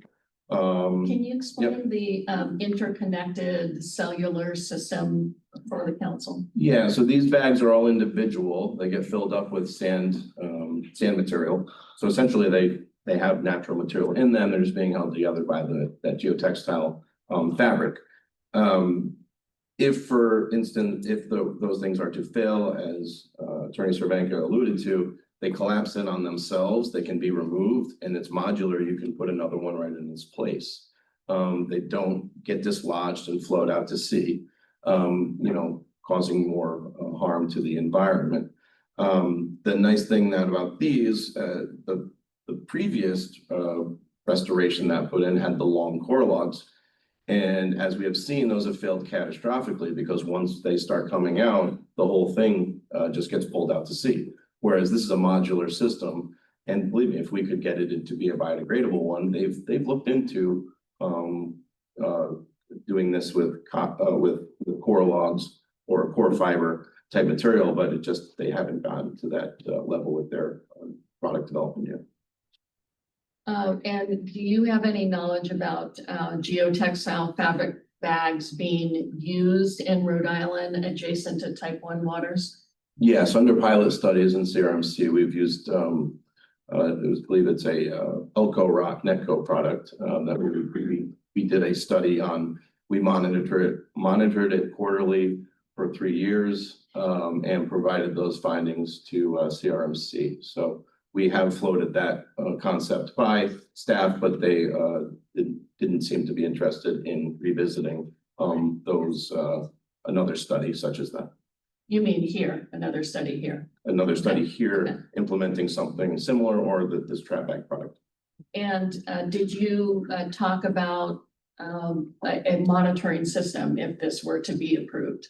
Yes, Okay. we would do the same type of quarterly monitoring and can measure the accretion or the decretion of sediment from the shoreline. We do transects and profiles. It's a relatively robust monitoring program, and all that data is then provided to CRMC, and it's pretty much publicly. And we've used I've had the Coast Guard Academy contact me on the data that we have from the pilot study we did in Misquamicut. And I've had other students contact me to get that information, because they're doing more studies on that work. With respect to the structural versus non-structural element that, I talked a little bit about how it doesn't have the structural component because it absorbs rather than refracts the wave energy. Can you address that a little bit from a technical standpoint? Yeah, so much of that was in consultation with Trap Bag, and because of the structure of the geotextile material and the stuff that the sand that's inside, they attest and have seen it in the field that these bags will absorb the wave energy as opposed to deflecting and refracting. With respect to plantings and vegetation, there was, one of the 3 things that was determined not to be sufficient with our plan was the lack of proposed vegetation. Have we proposed vegetation in this most recent plan? Short answer is yes. Okay. Tell me, we don't have it depicted in, Correct. little symbols on the plan, but explain where you could find that in the plan. On sheet C2 in the right ledger, just under my logo, there is a plant list of trees, shrubs, grasses, and seed mixes that can be implemented. The typical spacing of such and the coordination of how that would be implemented with our biologist is in a note on sheet C1, C-1. Anything else that you want to address about the proposed plan? No, I believe that's, Okay. unless there's any other question. Yeah, so Mr. Trenzia did go through all the items that were addressed by both Ms. Hall here tonight and in the addendum. I just wanted to have the council hear, what we've done on those aspects. Just to, break it down again on the three requirements: removal of the fill, non-structural vegetation in the buffer zone. We are proposing complete removal of the fill per our 9.5 plan. With respect to the non-structural, we don't believe that the trap bags are structural. They are not listed as prohibited structural materials, and they don't act like a structure. And then finally, we are proposing vegetation in the buffer zone. We might not have the detail, but that's never been contested by Quidnesset Country Club. That's something that, I think we could agree on with the agency. Are there any questions for Mr. Trenzia? Any questions for the council? Comment, maybe Emily can chime in on it. I'm a little bit confused. I thought the geotextile system did not meet the definition of non-structural shoreline protection. So what am I missing? Thank you, Mr. Rosolino. If I may respond. Sure. You are correct. It does not meet the definition of non-structural shoreline protection. So from the CRMP, just so that we're all on the same page, definition reads as practices that use only native or sustainable vegetation and biodegradable materials, except for any anchoring or connective components, the purpose or effect of which is to reduce the erosion of coastal features. I believe what Attorney Cervenka was calling attention to is that geotextiles are not explicitly called out in the structural shoreline protection list that is defined. But the only type of shoreline protection that is allowed on type 1 waters is non-structural shoreline protection. So if anything is proposed that does not meet the definition of the only thing allowed in this area, then it does not align with the goals and policies of the program. So it is my opinion that it is immaterial whether or not the geotextiles are listed under structural shoreline protection, because that's not what's at play here. The only thing available to them is non-structural, and this does not meet the definition of non-structural. I would just comment on that there, out of that definition, there is an exception for anchoring or connective components, which you could consider the trap bags to be. They are connecting together sand that's filled into these connective components. And I think we've talked about before that, a hybrid system has already been approved for the shoreline. So it was the so-called burritos, and then the stone toe protection. Stone is a hard material that was allowed to protect the burritos. You already have something that has already been approved that was not purely non-structural. So just to follow up on that. I think Director Willis wants to say something. Well, in 2013, we didn't have hybrid regulations. Those were created several years later. So what was agreed to as a restoration plan in 2013 was to use existing stone on site to help anchor in and tow some of the burrito material. So I would come back and argue that that was the reason why it was allowed back then.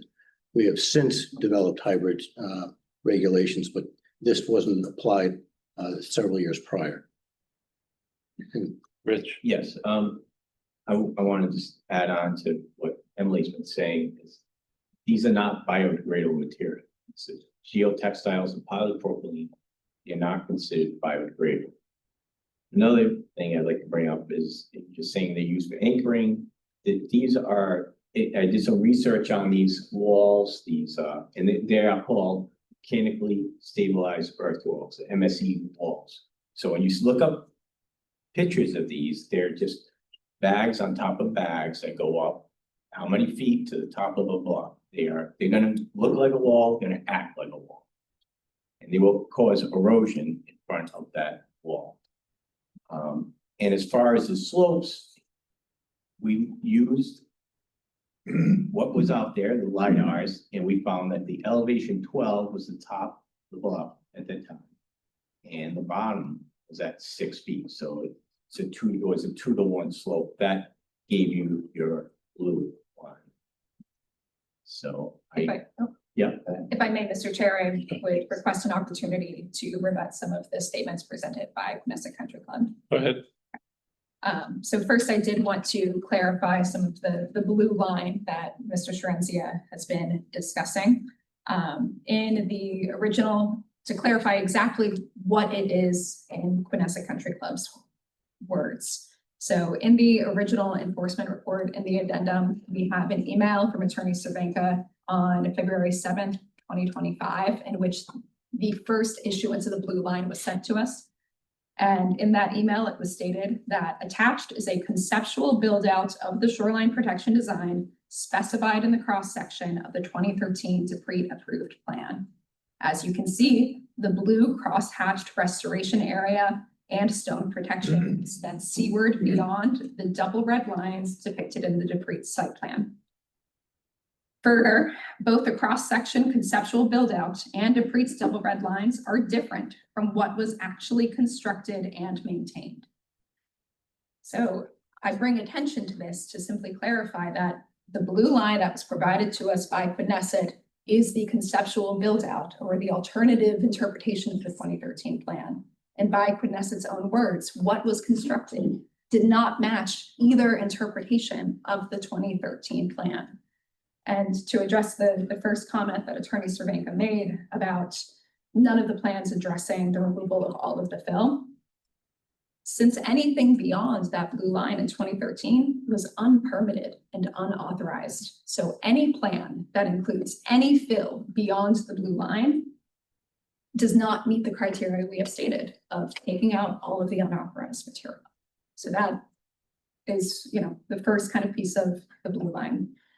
I thank Mr. Russolino for drawing attention to the difference between the non-structural shoreline protection definition and the fact that it's not explicitly stated in the structural shoreline protection regulations. But when it comes to the trap bags, as Mr. Lucia was stating, it is not merely connecting components that are non-structural. Those tend to be things like using duckbill anchors to secure core logs, which in previous plans that have been submitted by Knesset, they have submitted things along those lines. And then finally, I wanted to briefly address the notion of this pilot study. So the pilot study that was referred to was a specialized program that was deployed immediately following the Superstorm Sandy. So it was an amendment to the Salt Pond Special Area Management Plan, in which approximately 60 specific lots were called out in Misquamicut and Matunic, so on very high energy shorelines that experienced a lot of damage during Sandy, to which we said, all right, if you want to try something a little bit different than non-structural shoreline protection, here are all of the criteria you must meet. You must have a preliminary determination with staff, there must be an escrow account set up, and there must be extensive monitoring for at least 3 years, as Mr. Sharenzia mentioned. Among those select plots that were even eligible to apply, only one applied. And CRMC is currently doing research. Mr. Sharenzia mentioned a student. That's actually the student I'm supervising this summer, as well as with Captain Maggi over at the Coast Guard Academy, to evaluate how well that system worked. We still don't have all of the answers. And it is my opinion that to authorize a pilot study in an area where what we're looking for is a restoration goes beyond the enforcement proceedings. What we're looking for is for the removal of the rock and the restoration of the feature. Anything beyond that is beyond a restoration order. Thank you. So I have a question that I'll throw out to our staff and Knesset. Having been part of this proceeding since its initial night, and being familiar with many of the discussions and the plans that have been submitted, it's my understanding, I'm hearing that Quinessa is saying we will take down the wall that's there Yes. and begin restoration.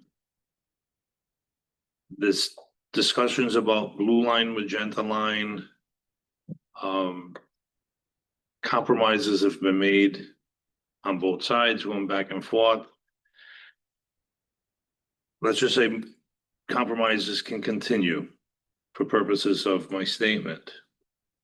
There's discussions as it relates to vegetation, whether or not it'll be properly vegetated, and that discussions can address that as well. The slope, I think concessions have been made, discussions have been held as it relates to the slope.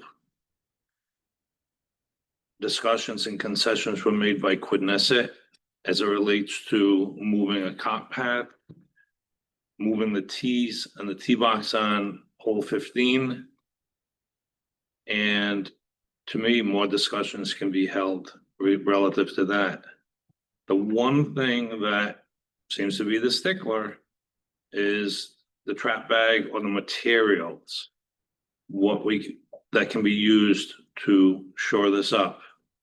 So I guess my question is, where do we go from here? Because we've made concessions, you've made concessions. I've witnessed the discussions back and forth. I've witnessed the plans. Not shutting the door on plans that you've submitted for everything, not including the trap bags, because maybe we can still come up with a compromise and come up with a resolution. Take it down, restore it this way. But we're butting heads on the trap bags. And I don't know where we go from here, because I see no concession from Quinessa because you feel and you're of the opinion that they're allowed. And our staff strongly can defend looking at our rules and regulations, why they're not allowed. So where do we go? Well,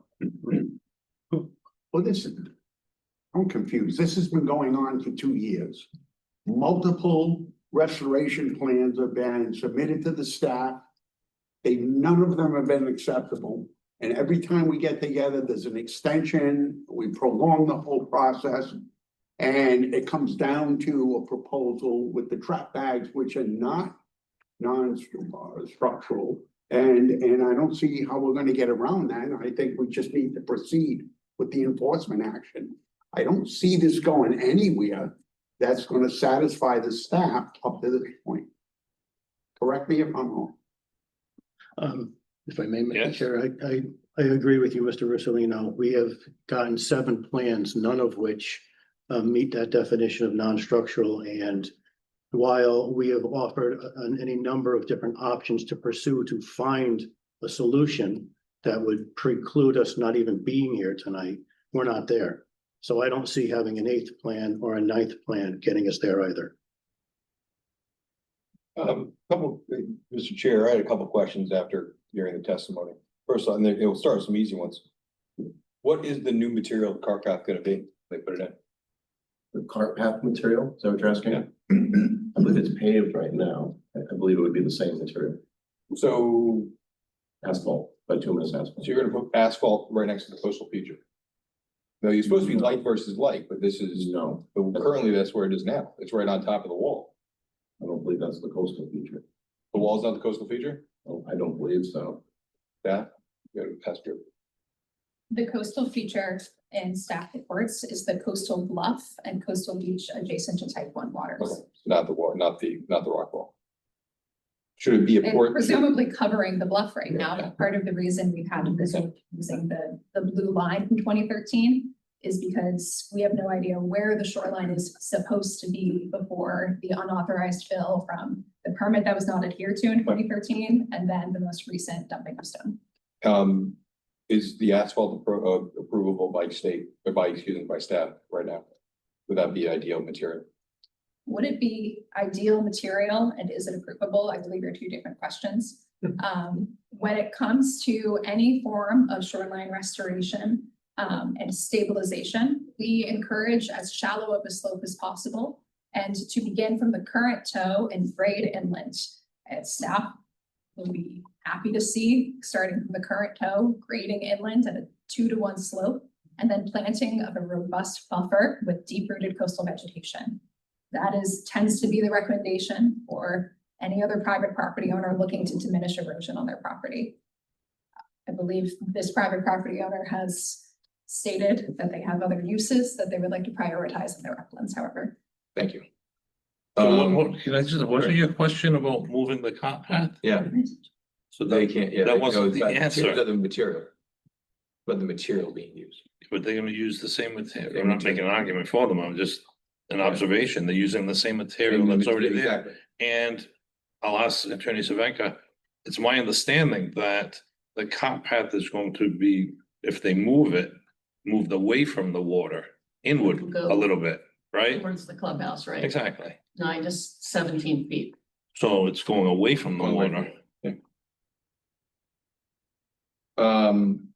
You also stated that the magenta line was where it was built to in 2013, but they were only approved to the blue line, is that correct? No, that's not correct. So where were they approved to in 2013 then? The red line. But then there was modification to move to. If I may clarify, Please. the red line is what the bird's eye view or the aerial extent. So if you were to look at the actual plan, it is the red line shows the limit of disturbance. So if a contractor were looking at that plan, presumably they would stay within the red lines. However, there were internal inconsistencies in that 2013 decree plan, which we have discussed as being the inset saying what the slope should be. Okay.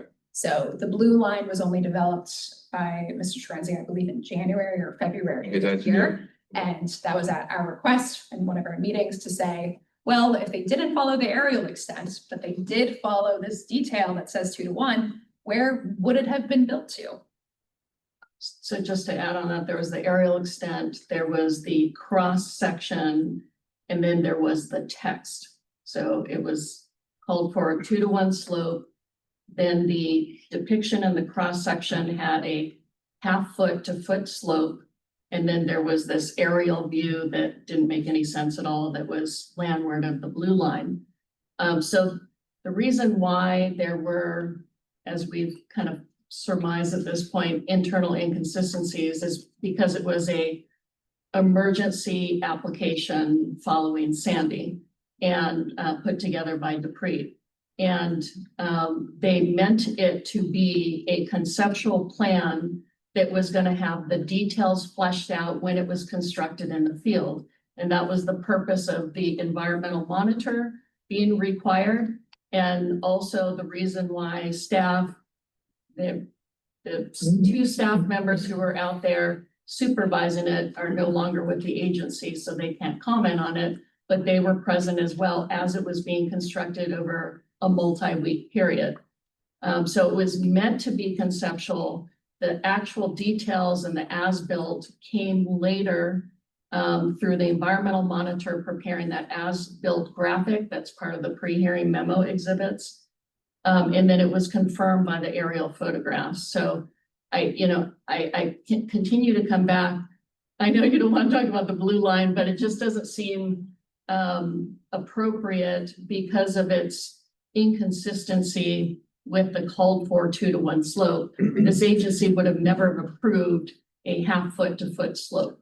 And that's what those little blocks in this cross section were. That's So what they If I may, Dr. Reuter. Go ahead, please. Regarding the plan, Attorney Cervenka states that now they are looking at it and saying it was likely conceptual, but nowhere on the plan is there any mention of any of it being conceptual. And per the ASIN stipulations, it is the accepted site plan and is binding. Additionally, regarding the natural resource science environmental monitor and the post-construction graphic that was provided by NRS, CRMC cannot verify the date of creation of that report. as neither the weekly progress reports nor the final written compliance reports with photographs that were included on the submitted plan were ever received into CRMC official records. Additionally, we cannot verify whether or not CRMC staff at the time were at the site, but even if CRMC staff were present, their presence is not equivalent to a sign off.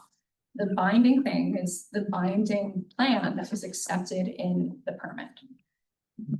You mentioned that your client in 2013 got an emergency permit, so they knew right from wrong that they had to get a permit, correct? In 2013, They pulled a permit at that time. so they knew they had to get a permit for emergency work, correct?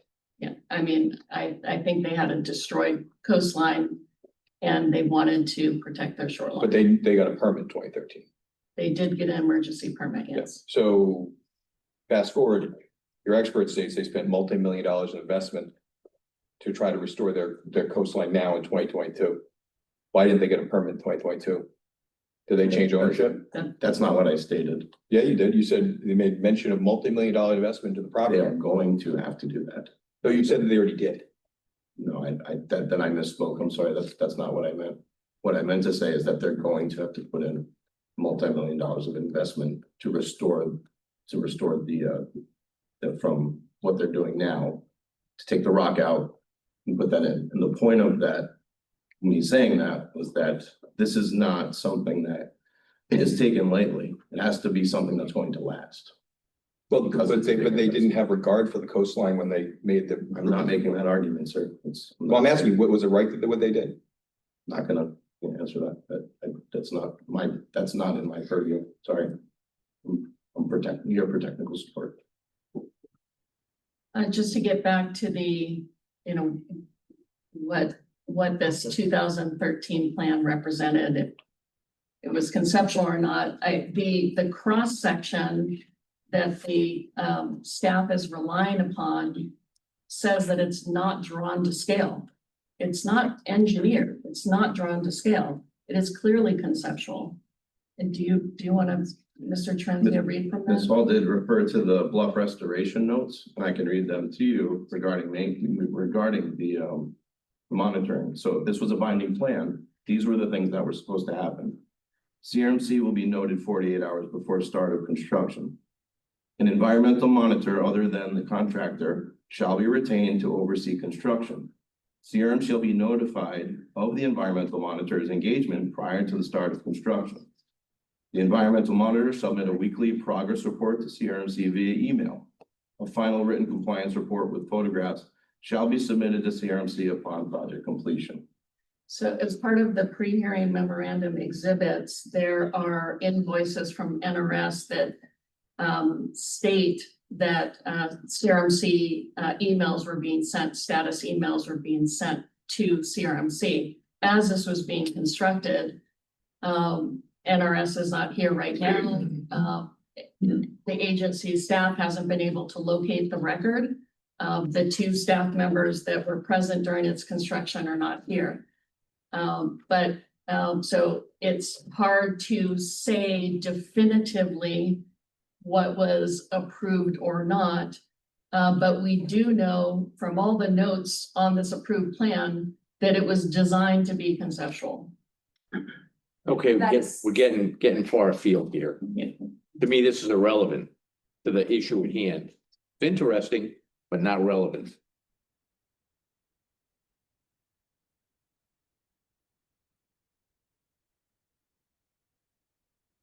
I thought it was important that, and I know you're not saying it's not important, but up to this point, I think it was important for the council members to have a full understanding as to the history of this and the arguments from both sides bring us to where we are right now. So that's why we allowed a little bit more leeway in attorney presentation and witness presentation pertaining to what's actually on our docket here this evening. But I know Mr. Flynn had a question. Yeah, this is something that's sort of troubled me from the beginning on this. The stonework is approximately, 600 feet I believe that's what Ms. Hall has attested to, yes. And the entire length of the hole is what? It's a par 5, I believe. It's, The length of the hole, is that what you're asking? from the tee box to the green is I don't know that answer, but there might be some people here that can answer that. over 500 yards, Over 500 yards. over 500 yards. So that would be how many feet? 15,000 feet roughly. Right before any view. So the stonework really protects the green and the approach to the green. It protects a relatively small amount of the entire hole. And you were talking about changes that you were considering about moving the the cart path and so forth. But I'm thinking, we're talking about grass here and sand and things that make a hole challenging. Did you ever consider making the hole shorter? Because if you go back beyond the 600 feet, the rest of the hole appears to be out of harm's way. So I'm asking if you ever considered reconfiguring the hole so that it would maybe not be a par 5, maybe be a par 4, relocated sand traps and so forth, and avoidance of an illegal placement of stonework for 600 feet. Was that ever considered? Yes. And why wasn't that pursued? That was not pursued because in consultation with our golf course designer, it would compromise the integrity of the golf course. So the protection of grass, we're not talking about a building here, we're not talking about a structure or a school or something, but just to protect the current configuration of grass cut to varying heights is considered more important than apparently anything else. I think that's an oversimplification of it, which is fine from your perspective, but well, that's what it looks like. Well, I'm not a golf course designer, so And I you're can't. not either. So I can't speak. And I to don't that. even play golf, so. So when you asked me if we considered it, my answer is that we consulted with the golf course designer, and that was going to be too much of a compromise. Too much of a change to the integrity of the golf course, because it has certain, I believe, and some of the other folks are here, I don't know if they want to speak to that, but my understanding of it is that this golf course has certain number of holes with a certain par configuration that they have to meet to keep their type of rating as a certain golf course. Hey, can I just ask a question, follow up on that? I think I know the answer, because I'm familiar with the club, but I may not know the answer. What is considered the signature hole at Kickemuit Country Club? The 14th hole. Okay. Yeah. And For what reason? For the non-golfers? Well, there's some level of difficulty for it, as I understand it, and then also because of its views. And it's been that way since the 1970s. But it would still have views if it didn't have the green. You would have a relocated green that would not have anything between it and the sea. Yeah, so. It would still have you know, good views. You wouldn't lose the views. Yeah, Okay. I understand your point. We don't have our golf course architect who can respond to you with all the reasons why. In my discussions with him in the past, I understand that, it's like a puzzle and how the 14th and the 15th, the 16th, 17th all work together. And that if you're gonna alter that, it's then gonna alter the 15th hole, and then it's gonna be a domino effect. And it's just gonna change the nature of the, I believe, back 9 of the golf course. And this is Kickemuit's business. This is the key to their business. It's not just grass and sand. It's how they run a business. But golf courses frequently have to change their layout. I mean, the Masters tournament, probably the most famous golf course in the world, lost their signature tree, the Eisenhower tree. They lost it, weather. They move on, they do something else. They plant other trees. I just don't understand how the configuration of this particular hole is so vital to the success of the entire golf course that a change like putting in a wall that you know to be illegal, but it's done anyway, is considered more important. That's the question I ask myself. There's probably no answer to that. That's all. Yeah, I'll just state that this has been a golf course, the back nine, that has been in this configuration since the mid 1970s. And you know, this is the signature hole, and if you alter it, I understand your point about the views, but it's going to alter other holes as well, and it's going to alter that puzzle effect of having the right amount of difficulty. And we had a golf course architect here ready to testify, as well as Dupree and Mr. Terenzia a couple of meetings ago, but we're not allowed to present him to make these comments and be able to respond to you. But so I'm repeating what I understand from talking with him. So you keep saying the vitality of this course depended on this. So again, at this point, you kind of lost that argument because you didn't vote for permitting. If it was so important, you should have been here before you did what you did. So unfortunately, I don't think that argument stands up to me. I'm sorry. If it was so vital, you should have come first. But you didn't. So now you have to restore it.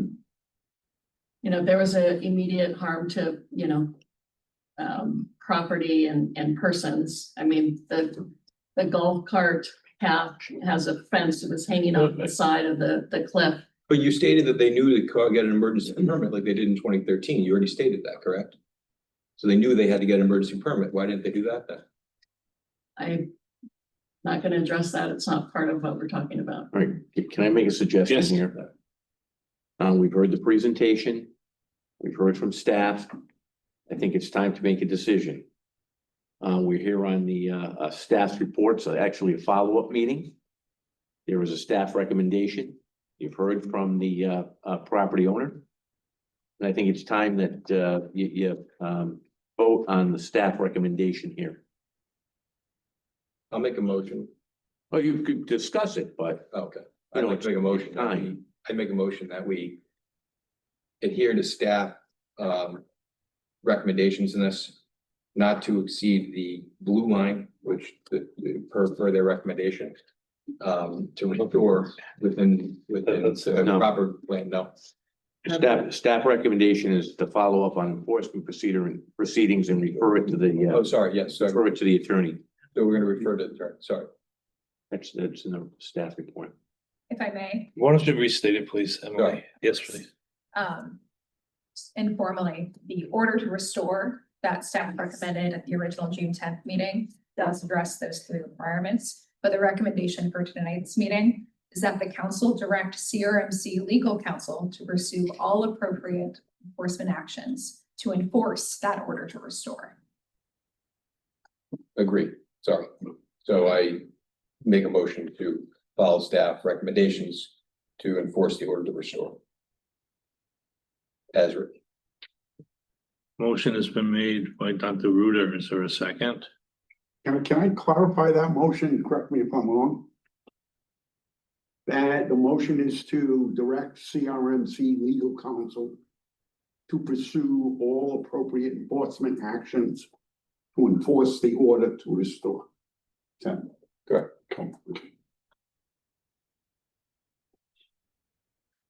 A motion's been made by Dr. Ruder. Is there a second? I'll second. Motion made by Dr. Ruder, seconded by Mr. Flynn. Any discussion? I do have one thing.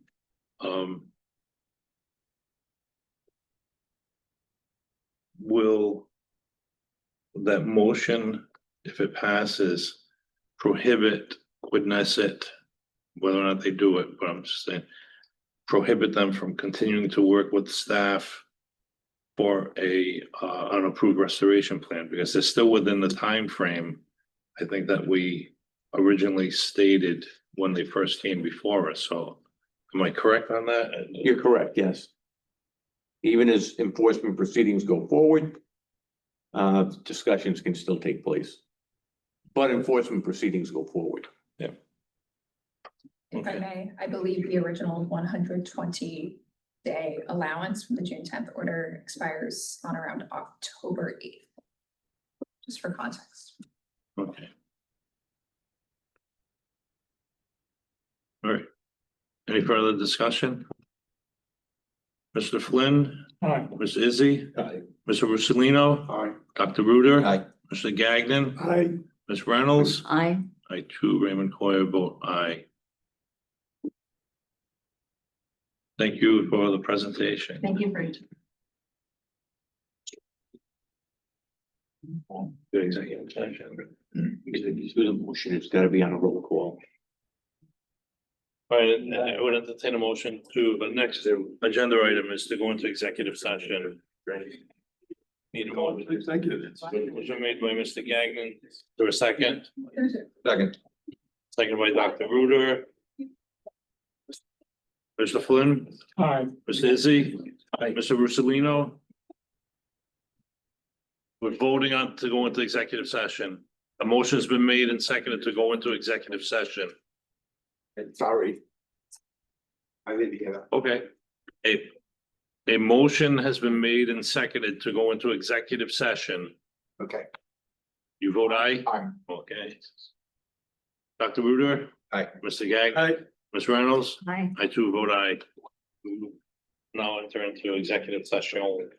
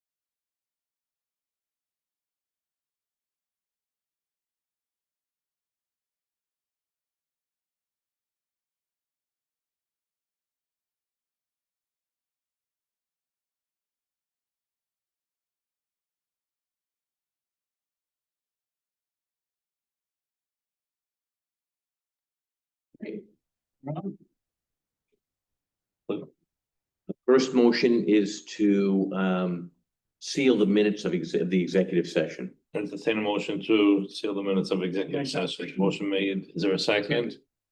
Motion made and seconded. I'll do a roll call. Mr. Flynn, Aye. Mr. Izzy, Mr. Russolino, Dr. Ruder. Aye. Mr. Gagnon, Ms. Reynolds. Aye. I too, Ray McCoy, vote aye. Next motion is to authorize the attorney to act. Actually, direct legal Direct. counsel to act in accordance with the discussion in executive session. Do I hear that in the form of a motion? So moved. A motion's been made by Ms. Reynolds. Is there a second? Second. Seconded by Mr. Flynn. Any discussion? I'll pull the council. Mr. Flynn, Aye. Mr. Izzy, Mr. Russolino, Dr. Ruder. Aye. Mr. Gagnon, Ms. Reynolds, I too, Ray McCoy, vote aye. That's it. The motion to Entertain a adjourn. motion to adjourn. We have the motion to see. Motion been made and seconded. All in favor? Aye. Aye. Meeting is adjourned. Thank you, everybody. Thank you, Justin. And by the way, Steve. You too, Lisa.